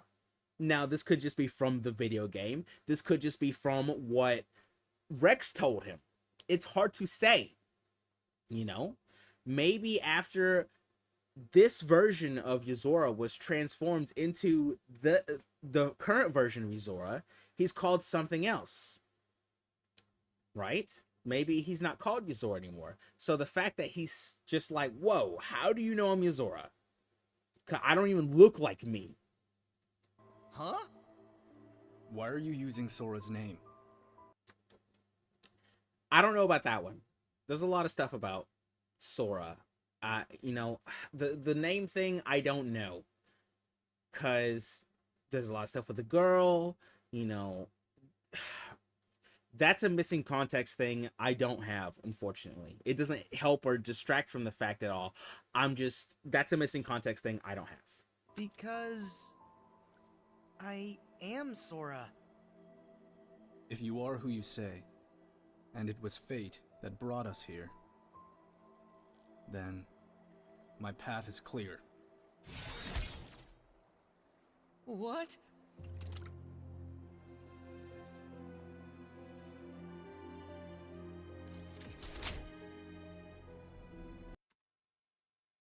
Okay. I'm gonna take a second here. Okay. He's confronting him. Okay. Now, if we take this for everything we know, he's a video game character. All right. Sora's made of data.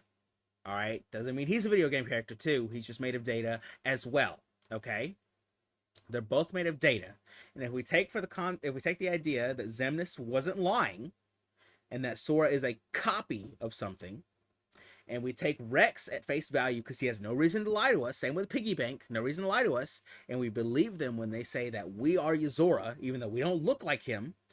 He said he doesn't look like this. So if we take at face value that they're not lying and that Yozora looks like Sora, it's hard to say that Sora is not a copy of Yozora. Now, if he's a copy, they should share some similar abilities, right? Such as seeing hearts and stuff, so it can become real. Modifying data, so they can awaken to who they really are, right? Okay. Now, if we take that and we put this situation right here where they're confronting each other, right? and we put this into the DDD crit in the Renzler versus Sora fight, right? The only way Sora was able to awaken Tron in Renzler was by fighting him and winning, and then restoring him to a version of Tron that had his heart. Okay.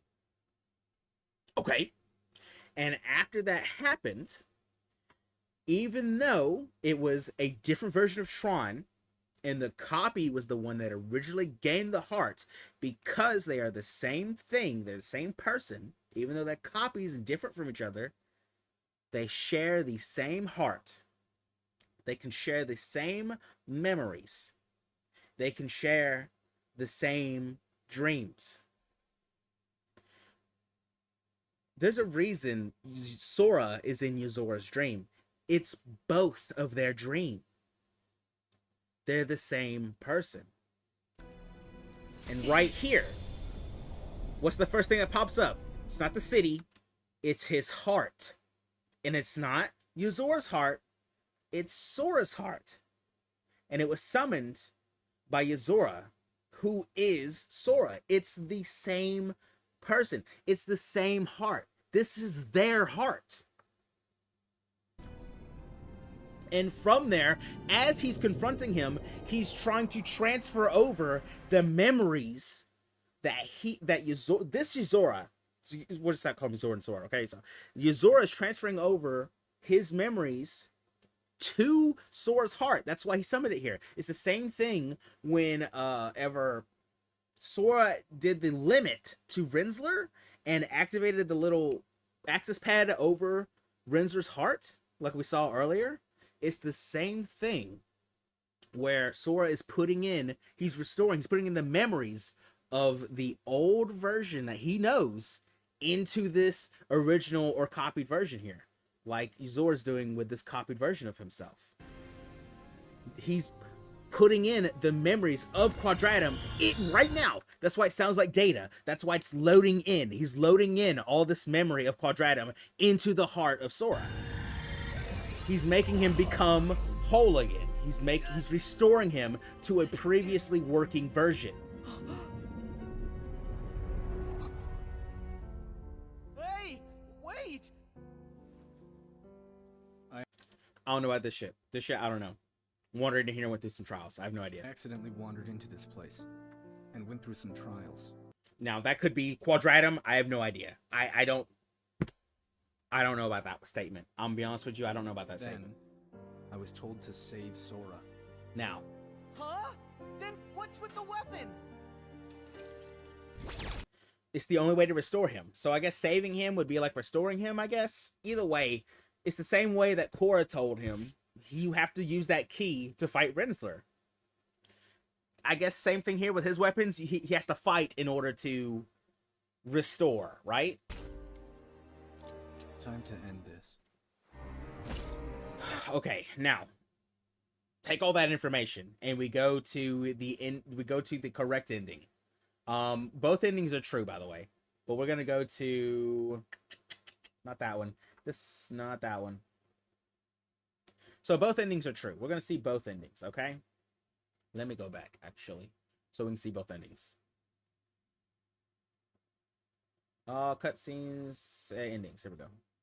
That's right. Didn't I just go here? Oh, was that where I... Oh. yeah, I forget. He kills himself immediately. Okay. So in the ending where we lose, right? You have to understand what he means by... What he means by both endings are true, right? What I interpret that as is that both endings happen at the same time. Okay? Because what I believe... What I believe is happening here is that by Sora getting kicked out of our reality, right, into this one, it's kind of like he's reassimilating into himself, right? All the data that got erased from that reality is now back to its original space where it was copied from. Now, because Sora is such a strong, like, presence and he actually has a heart, he's still able to be real. Okay? he didn't just fade away. He's real. He's alive. So when it was transferred back to its proper reality, instead of just like being two existences, Yuzora has this dream, and I feel like in this dream he's assimilating together so that they're becoming one person, right? So I think both of these endings are true.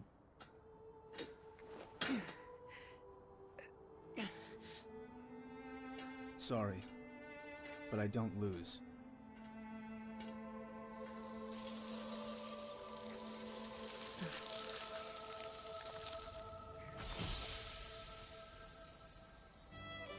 Now, right here, he crystallizes. This stumped me for a while. I'm going to be completely honest with you. I had no idea what this meant. You know what this means? This is exactly what happens to Shion. Exactly. 1 for 1. She crystallized. Okay? And what happens when she crystallized? There is a memory transfer from one body to the next. Why? From touch. As soon as he crystallized right here, what does Yuzora do? Touch! Right on the money! He touches, and then Sora glows, and he disappears. Memory transfer is complete. I will save you.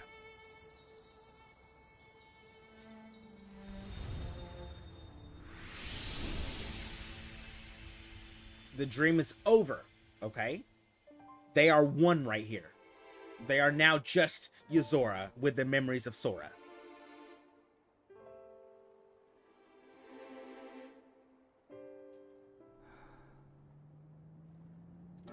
So, I don't know about the car thing, though. That one, this is versus 13 crap I'll get into in a second, okay? Now, if we get to the ending where we win, right? It's kind of like the inverse of the situation, right? Where we win our way by we're kind of assimilating him in a way where we're waking him up, right? We're kind of restoring him to ourselves, to our version. So what it's doing is it's erasing that my power this Yuzora. It's erasing the fake one, the one that's I don't look like me. How did you recognize me as Yuzora? This one doesn't, it's not Yuzora. He's a different person, right? Okay? It's the same thing. He's the same guy. They're both Yuzora, but because he looks different, he's been changed, right? So what Sora's doing here when we win, we're restoring him to a previously functioning version, which was the version that Rex and the piggy bank saw as us being Yuzora, okay?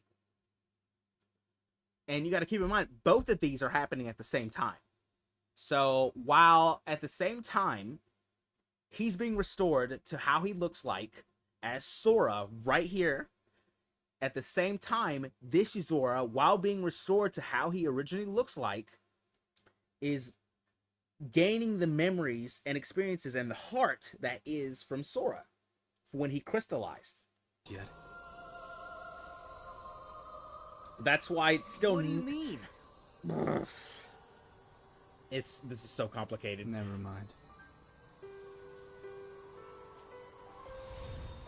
So he flashes as well. And then now it's restored to our dream. And this one's kind of the true-ish ending, but like you said, it's kind of the same thing. It's the same time, right? Now, this right here, where it's versus 13, right? Impressive, is it not? And we'll talk about looks a little bit too. This right here, all this is just versus 13, okay? This is Verum Rex stuff, all right? Is any of this for real or not? Them having the same line here, I think, is just to show that they're the same person, right? It's just another example of them. It's not that they're alike or they're foils. They're the same, okay? Is any of this for real or not?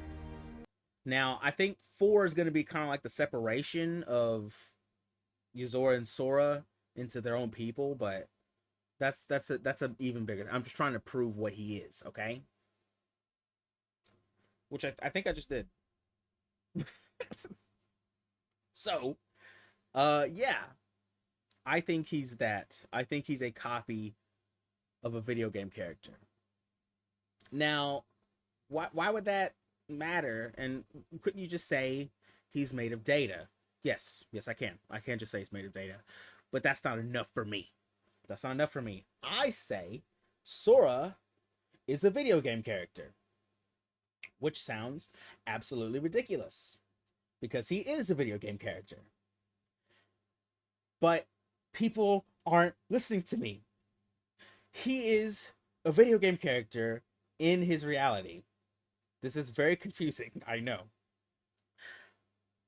Sora is incredibly different and busted. He is a Keyblade wielder like anyone's ever seen, straight from Xehanort's mouth. I have no idea how he does what he does. He just does it. The thing is with Sora is that he always kind of knows what to do. He always kind of knows where to go, like he's being guided in some way. Like, I don't know, he gets away with being him and it gets stuff done. Everyone else has to kind of try. Now, if Sora was a... See, the thing is, there's a lot of emphasis in UX and Dark Road, right? About us, the player. Okay? In the entirety of Union Cross, there is no name for us. We are just the player, right? We are the player character. And even continuing on into Dark Road, when we continue that storyline a little bit, where it kind of juked us into thinking we're Xehanort, we're not. We're that old man. It is not set. We're not given a name. We're not given a nothing. It is just the reincarnation of player character. Okay? Somebody we control. And that got me really thinking about why Sora is really the main character of every main line. He's the only character you play as in the main line, right? Obviously a little bit in 3, he plays other people, but it's Sora most of the time, right? Because we are Sora. We're the player character. We control Sora. That's why Sora wins. Because he doesn't have to try. He doesn't have to do anything that... He doesn't have to fight. He can just be him. And by being him, that's when we step in and control him and win for him. Because at the end of the day, Sora is a copy of a video game character, so he has to be controlled by a player. And that's us. Damn, that hurt me. Yes, it sounds stupid. Yes, it sounds ridiculous. God, is it convoluted. Jesus Christ, did I go everywhere to get there? Yes, I did. Yes, I did. I did. I agree. But at the same time, I can't drop this feeling that is totally 100% something he would do. It's just complicated enough that it fits in, at least in my eyes. That we are a part of the story as much as more than we think we are. It is not just a story of Sora, it's our story. Right? We're in control. That's why we play as him. But we only play as him because he's the video game character. That's why he's so busted, because it's us playing the whole time. When we lose, we come back to a save state. Nobody else saves. Just us. Nobody else changes Keyblades and re-equips. Just us. We don't even have a Keyblade. That Keyblade just likes us. It's not even ours.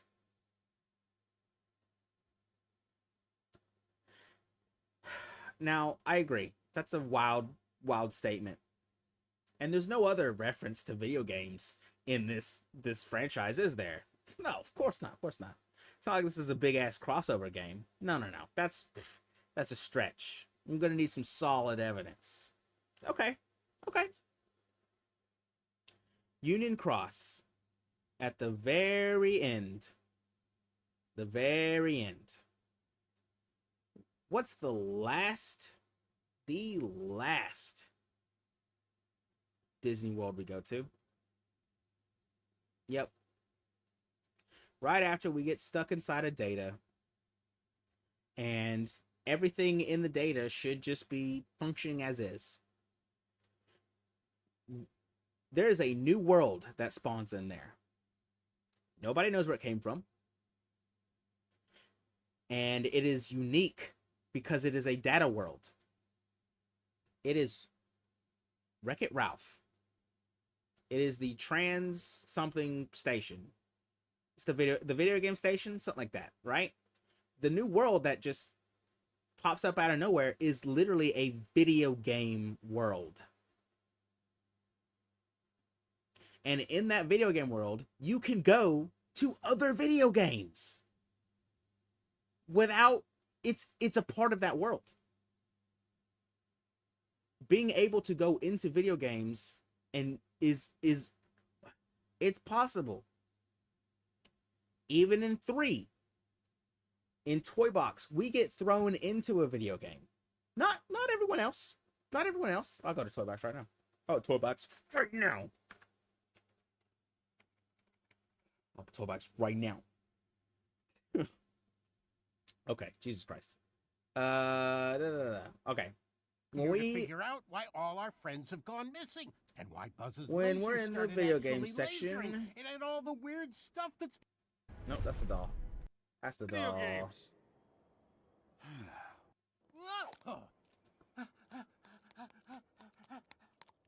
Look! I found it! See, Sora? Well, I never looked this good. The clothes kind of match. Huh?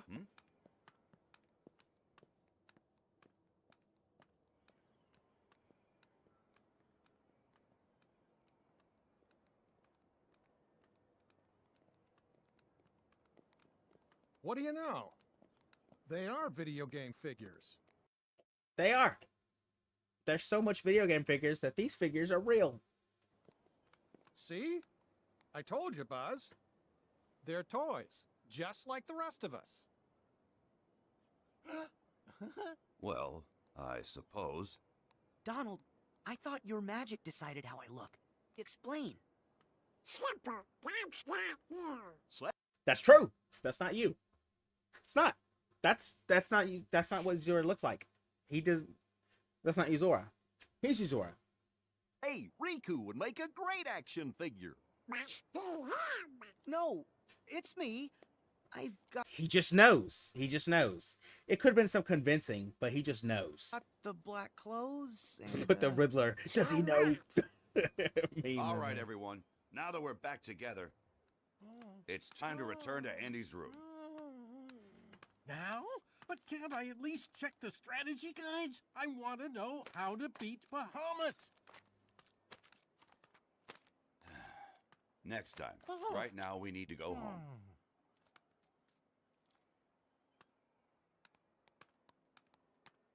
I made it clear. Right here, we get thrown into a video game. I am testing the Right? strength of their bonds. In this world, This is toys just Sora have being a hearts. scrub. And those hearts. If you notice, it's one of the few times we're not controlling him, where he actually sucks. This is just Sora trying to do his best. This is Sora trying when he shouldn't be, because he's a video game character. That's why he can't land a single hit, because we're not controlling him. Come from a powerful bond. So what happens when those bonds are stretched to their limit? When they are worlds apart, can cloth and plastic hold on to their hearts? All I needed was a wedge to widen the divide. Someone like you to fill them with distrust and doubt. And that chasm you created can be filled with a vast darkness. Witness it for yourself. Dang, can we just take a second to appreciate young Xehanort's monologuing skills?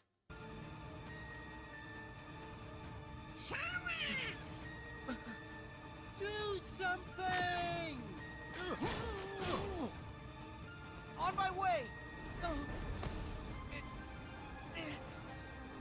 this time.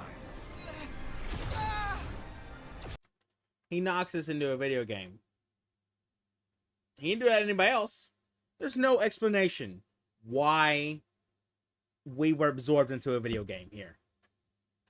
There's no explanation. This isn't a dream. This ain't. We're toys. This is sort of reality. There's no machine. He just threw us into a screen and we went into a video game.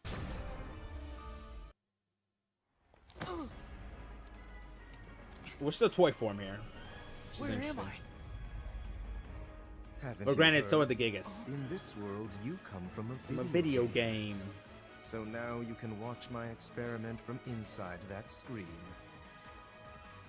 That is, if you manage to find a moment's rest. There's got to be a way out. Okay, yeah. And then after you beat that, right? Who do you unlock? We unlock Ralph. Wreck-It Ralph, the video game character. Who we've never met. And the links are supposed to be things we know. Ariel, we have a strong connection to Ariel. Simba, strong connection to Simba. Dream Eaters, strong connection to Dream Eaters. Stitch, strong connection to Stitch. And then out of nowhere, randomly, we got this random ass video game character. I don't buy it. I don't buy it. Not for 1 second. That shit was so on purpose. I can't. I just can't anymore. I can't. So that's the general ramblings of Sora being Data, and therefore being a copy of Yuzora, and therefore being an actual video game character, which we control, which is why he's so busted. Now, this does give me an idea of what's going to happen in 4. We could talk about that a little bit. But before I do, because Jesus Christ, I have to go pee. I will be right back, okay? I'll be right back, and I'll tell you what my thoughts are on 4 and how this theory applies going forward, okay? I'll be right back.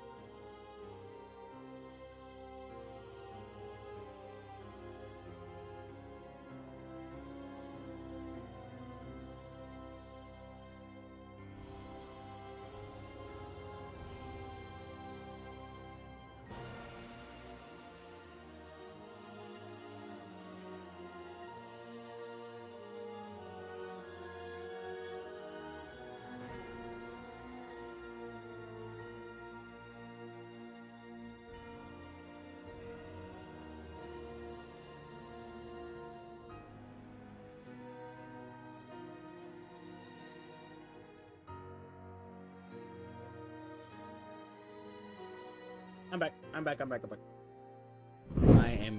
am back. Oh, man. Boy, Rabbit Hole doesn't even explain what we did, huh? Like I said, that is a general idea of what my theory entails. Of going from little trickle of data all the way up to video game character. And solid connection to Yuzora, okay? Now, I'm going to try and explain how I can connect this idea to Kingdom Hearts 4 and not what I predict what it'll be like, but what I predict the initial setting is going to be like, right? How it'll connect. Now, this is all speculation. Obviously, none of this could be true. But from my investment into what I've connected here, right? I want to say that my idea of what was shown in the trailer is a decent idea of how I think it'll be presented in 4. Okay. Now remember, Nomura was actually given the choice to do either Verum Rex or just jump straight in to KH4. He chose to forego making Verum Rex and instead make KH4. Okay, and now I'm gonna explain why he made that decision as well. Again, this is just all nonsense, but I think it's nice nonsense. Okay. Here we go.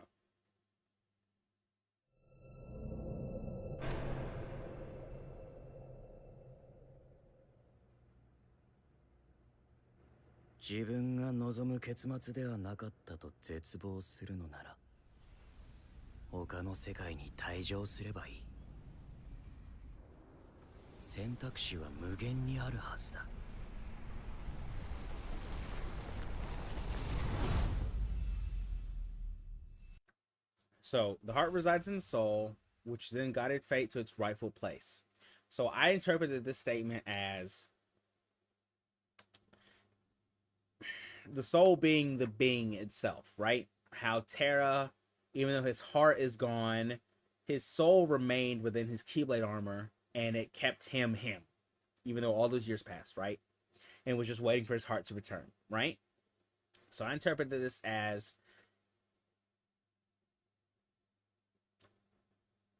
the soul would be the original, right? And the heart was gained when the copy gained a heart in our reality, right? And then because fate and prediction, whatever the book, all the prophecy crap made us go to a point to where we had to erase ourselves from our reality because we had nowhere else to go. The heart, because it doesn't apply, hearts don't play by the rules, right? So it couldn't be erased. So the heart and memory are tightly linked, so it kept the memory together, and it brought that back to its rightful place within Quadratum, within Yuzora's dream, the original. The heart returned to its rightful place because it resides within the soul, which is the original. And that's what we saw in the secret episode, right? Was them merging back together into the real, true Yuzora. Pretty leaves. Don't worry about this crap.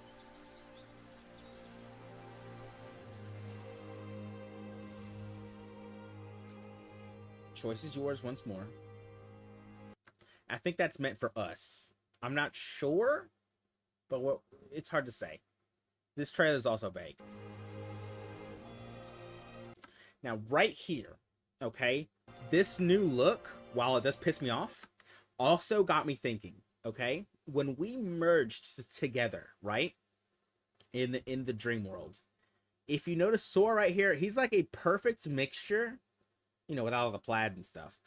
He's like a perfect mixture between the Noctis look and the Sora look.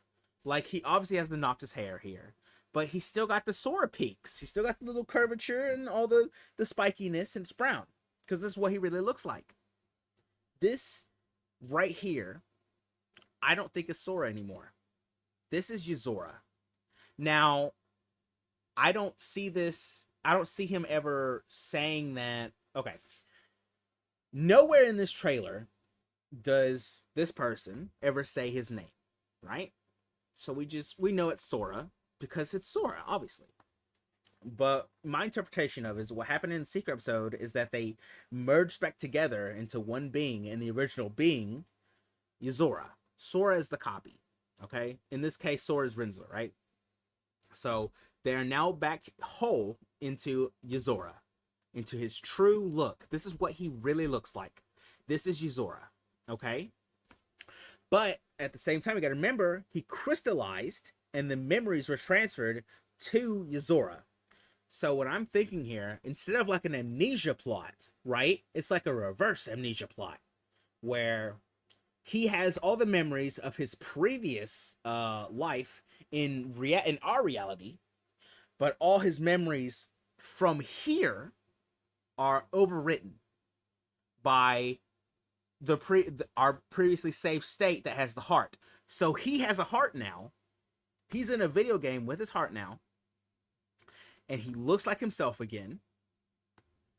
And he only has the memories from the Kingdom Hearts games. He doesn't have any of the Verum Rex memories anymore. But he knows, and he will introduce himself as Yozora. That's my idea anyway. But there's another problem here with this. Strelitzia. I don't know why she's here. I have an idea of what Quadratum really is. Is that my idea of what Quadratum is that, okay, so at the end of Union Cross, right? The data world was constructed to trap darknesses within and basically make all the kids in there martyrs, right? And that happened, right?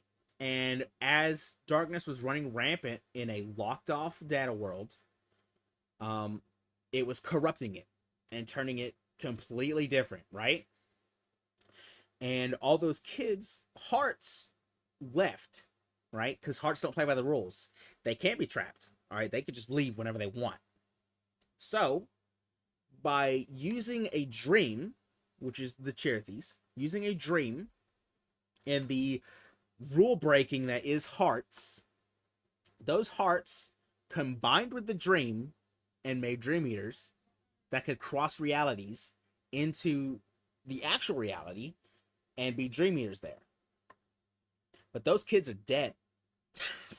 Those kids are dead. But you gotta remember, in this data world, there was also data people. There was copies of people everywhere. Even Good Girl Strelitzia here. Last time we saw her, she was in the white cloak, but that was a data version of Strelitzia. Okay? So what I'm thinking is that the initial version of the data world wasn't actually just a good copied version of the book, because the initial game of Union Cross, before the data stuff even started, was that all the worlds that we go to were just representations through the book of prophecies, right? They're like eventualities, right? So they were stealing light from the future or whatever. I don't know. Convoluted shit. I don't think the data recreation after the fact was 100% originally based off of the book. I think it needed a better base to go off of. What I actually think it's based off of was the game. This is where it gets really fucking weird. Not the game is the game Verum Rex, okay? I think that's the base version, okay? But it was, because it was a copy and it was heavily modified, it had a bunch of bugs everywhere. Just like we did in Recoded. Just like we did in Union Cross. There was bugs everywhere. Okay? And when darkness finally corrupted this world, killed everyone in it, it corrupted all the data beings in here too. I'm going to say that Quadratum is the completely corrupted version of Verum Rex plus all the extra data that was shoved into it and the darknesses that were shoved into it. So Quadratum is really just a heavily corrupted version of the game Verum Rex plus the Union Cross data. God, that's a stretch. But that's what I'm saying. That's the only real way I can explain why she's here. Now, you could say this afterworld crap. I don't know. Again, there's just not enough information here for me to really make a solid guess on what Quadratum is. You know, I don't know. I really just don't know. Afterworld, I have no idea. That could be because it's a data world and she's already died in the real world. So for her being a data version, this is like second chance. It's hard to say, you know? It really is. Obviously, there would be darkness here because darkness has corrupted the world to begin with, right? So, duh, they would be here. And they would be acting up right now because there's a Keyblade here now. And there hasn't been a Keyblade here. Everyone died. There's a heart here now. Since the heart got transferred over, it breaks the rules. Hearts break rules. So it could just insert itself into inaccessible corrupted data because that's where it's supposed to be. And darkness is attracted to Keyblades. So the fact that there's a Keyblade here now made them act up. That's why there's a huge darkness here looking for Sora. It wants that Keyblade.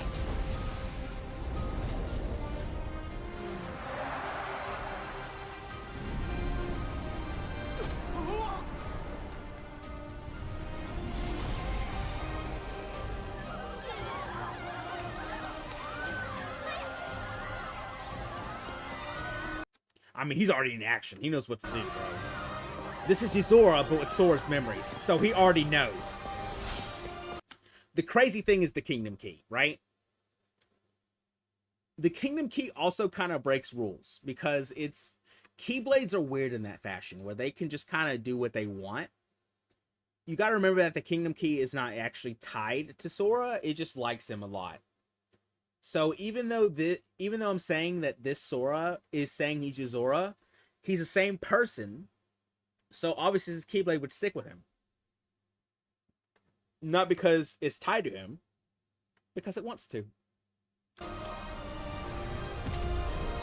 Sora actually has a Keyblade now, which is the no name. But it's stuck in reality. So he's got this badass loner.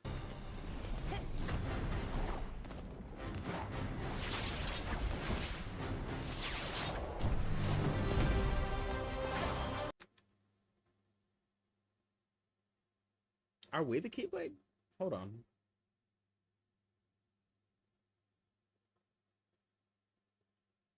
No, because we're in the dream. But that's just a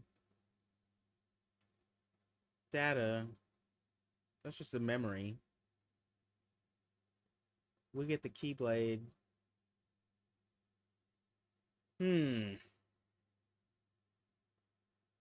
I'll think on it.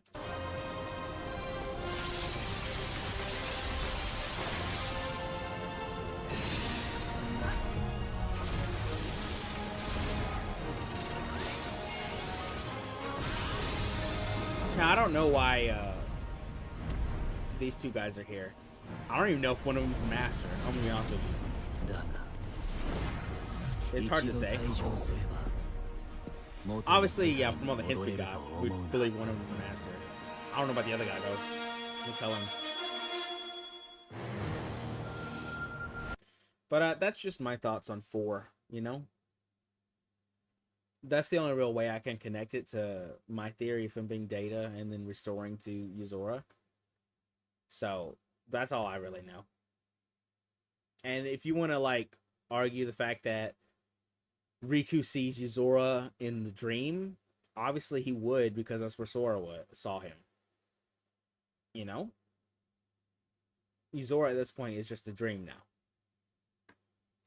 Now, is it the dream that Sora is dreaming up? I don't know. The timeline for when Riku saw Yuzora in Quadratum is hard to line up with this or the fight in the secret episode. There's so much, just like, we've got no timelines, we have no context still. I'm doing the best I can.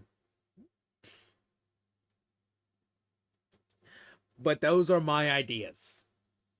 Yes, they're just crazy, all over the place, disastrous. And man, was it a struggle to get there. But that is the brain rot that I have kept within my just noggin for about 2 years now. About 2 whole years now did I keep that in my head. I mean, just ridiculously so. Whoa, I'm big now. Okay, there we go. I mean, just...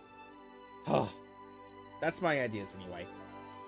I hope I did a good job of explaining how he can be considered data, how he does things data is, how he interacts with data.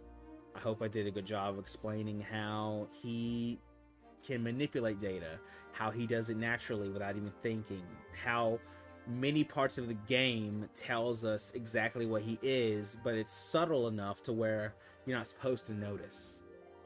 You know? I mean, there's a whole game about data. Recoded. Nobody wants to remember Recoded. I do. Not that anyone else does.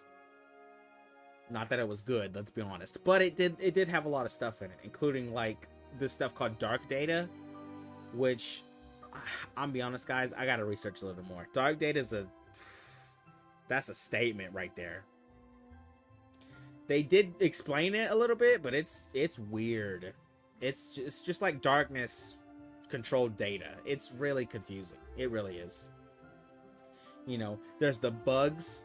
I don't really have like a full grasp of their importance. I know they can shift into darklings, which is interesting, you know.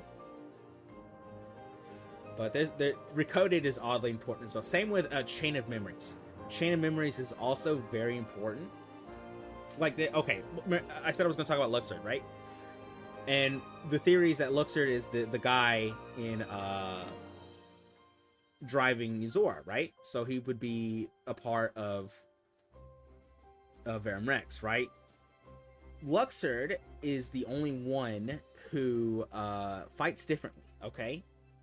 He fights very differently. In fact, he treats everything as if it was a game. Everything's a game. Gamblers, games, mini games, games all over the place. But what does he use? What's his weapon? It's cards. Just cards. Boy, where do we use cards? Chain of Memories. Now, how was that card created? Oh, that's right. This card was created from your memories. If his memories knows how to, or his, I guess, program or code would know how to use the old system's version of gameplay, it'd be cards. Chain of Memories is a game we're supposed to forget because it's important. Coded, everyone forgets anyways, even though it is important. To the main story, they both mean nothing. Realistically, anyway. But to the broader story, I feel they're vastly important. Just like the visits to the grid and Space Paranoids. They're fun, out-of-the-way little worlds with cool costumes. That's all they are. Or they really hint to what we really are. It's hard to say. I could be completely wrong. But I want to get my idea out there because I feel like it's close. I feel like I'm really onto something. Now, is everything a stretch? Yes. God, yes. Without belief so. I mean, ridiculously stretchy. Gum type stretchy, you know what I mean? Jesus. But I felt like I steered it in a direction where it connects. But I still probably am wrong. As much as I try with this game, I still have my doubts, even when I'm very confident. I'm still going to stand by it, though, until I'm proven wrong, baby. Oh, I also have an idea of what Verum Rex is as well. Like I said, he was given the choice to do Verum Rex or 4. Now, I'm pretty sure that's a rumor, but I also think it's, like, grounded in truth. Choice is in... That's probably what he was debating to make. Obviously, he chose to do 4. My idea was why he chose to do 4 was that Verum Rex, quite literally, like he told us, was just going to be versus 13. So there's no point. There's no point to do Verum Rex because whatever, 15 had its glory. Who cares? The moment's passed. He's taking a new step. He's moving in a direction to where he's taking his previous idea and adding in his best little boy into it and seeing what he can do. Verum Rex is not important because it's already happened. Versus 13 has been done and gone. It is about Kingdom Hearts 4 now. Also, there's also a bunch of stuff in Versus 13 trailers that are very interesting to Kingdom Hearts. A lot of lore stuff wise. Same with like 13.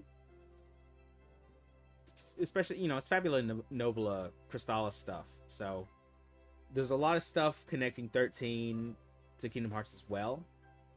Now, do I think there'll be 13 stuff in 4? No. No, I don't. There'll probably be some Versus 13 references, but I don't think it's going to be vital to know. Probably the only real difference is that Versus 13 has 4 guys, which is, if you count, it's right, actually. There's Noctis, which is Yuzora, the video game one that we see from Toy Box, right? And then we have his 2 boys, which is the Ignis Donald version, right? Or the Prompto Donald version, really, right? You know, the little E-boy Prompto kid. That's Donald in the Verum Rex trailer. And then we've got the Gladio fuck-off sword goofy guy as well. So we got those 3 to mimic our 3. But where's the 4th guy? He's already there with us. It's Luxord. He's the... What's his name? Ignis. He's the assistant guy that wears the glasses. The handyman who drives. There's your 4. Verum Rex is just Versus 13. It's not necessary to make. That and probably wouldn't work with Disney because Versus 13 was rated M. And how do you make a rated M game PG-13? That's right, you throw in your best Disney character, Sora. And he'll dumb down anything. So, that's just my thoughts anyway. If you liked what I had to say, you know, sweet. If you think it was original, I appreciate it. That's my doctorate, you know. I hope this leads people in a direction that they haven't gone, which is data.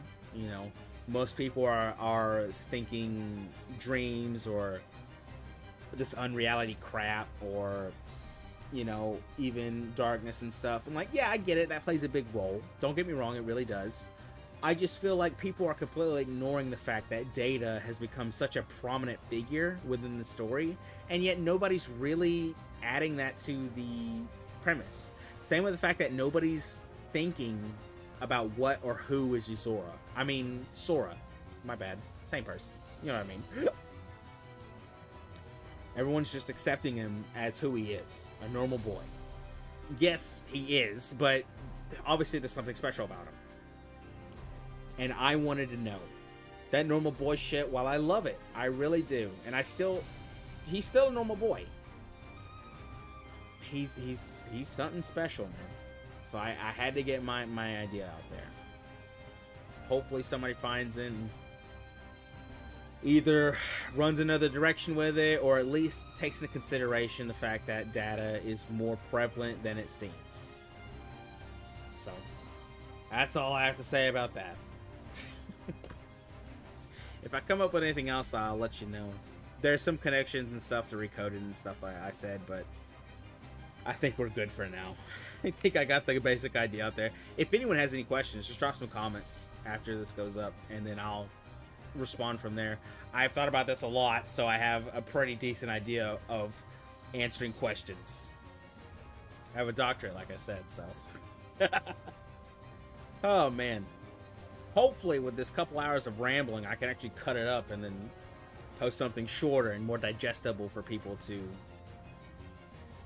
consume, you know? My main problem before was that I just couldn't actually write anything down into like a solid, I guess, paragraph. I don't know. I couldn't script anything out to where I could just read it off and it makes sense. Unfortunately, I am a filthy rambler. And that is the way I'm built. That's the way I am. I just am that way. I can't stop myself. I ramble until I figure something out. Even when we were watching the 4 trailers a second ago, I had to stop myself because I just thought of something new, which was Keyblade stuff. Which, by the way, that Keyblade is very weird. Kingdom Key, it's very weird because it's not ours. It's Riku's. It don't like Riku. It likes us, so it just sticks with us. There's also Keyblade tech that Sora has that other people don't, like the resummon, I guess, or I guess resummon, yeah. How even the Masters could do it. See, the Master could steal Keyblades from like young Xehanort stuff. He could just be like, nope, mine, you know. And Sora, because his Keyblade likes him so much, when he fights Roxas, Roxas catches his Keyblade and he thinks, oh, well, I got him. Because Roxas can't resummon Keyblades, but Sora can, because that Keyblade likes Sora. So all Sora has to do is reach out and it resummons to him. He can resnatch his Keyblade from anyone. So, Keyblade tech and, you know, stuff like that. It's fun to think about. Well, I don't know about fun, but it keeps me up at night. Like I said, brain rot, 3 in the morning, stuff like that. Hope you guys had a good time. I gotta get to bed because we have been rambling for about 3 hours now. Holy shit. Jesus Christ, this is gonna be a nightmare to rewatch. Hope you guys have a good night. Thanks for coming. I appreciate it. Spread this around if you thought it was good. If you didn't, I don't know. Call me a dickhead. I don't know. Have a good night. I'll be back tomorrow. I don't know what we're doing. My hand's still kind of fucked, but it's a little better. It's getting better. So we'll see. If I can, hopefully we'll do some controller stuff. I do want to see if I can't get 2.8 so we can play Dream Drop, because I do want to do that before 3. Because Dream Drop is just so fun. To me, anyways. And we'll go from there. I will see you guys tomorrow back at 7, like I always do. Until then, have a great night. Hope you all have a lovely evening and get some good rest, because we all got work tomorrow, don't we, huh? Okay, guys, have a good night. I gotta get to bed, okay? Whoa! I'll see you later. Oh, Jesus, chat load. The 2 statements that were there. Okay, I'll see you.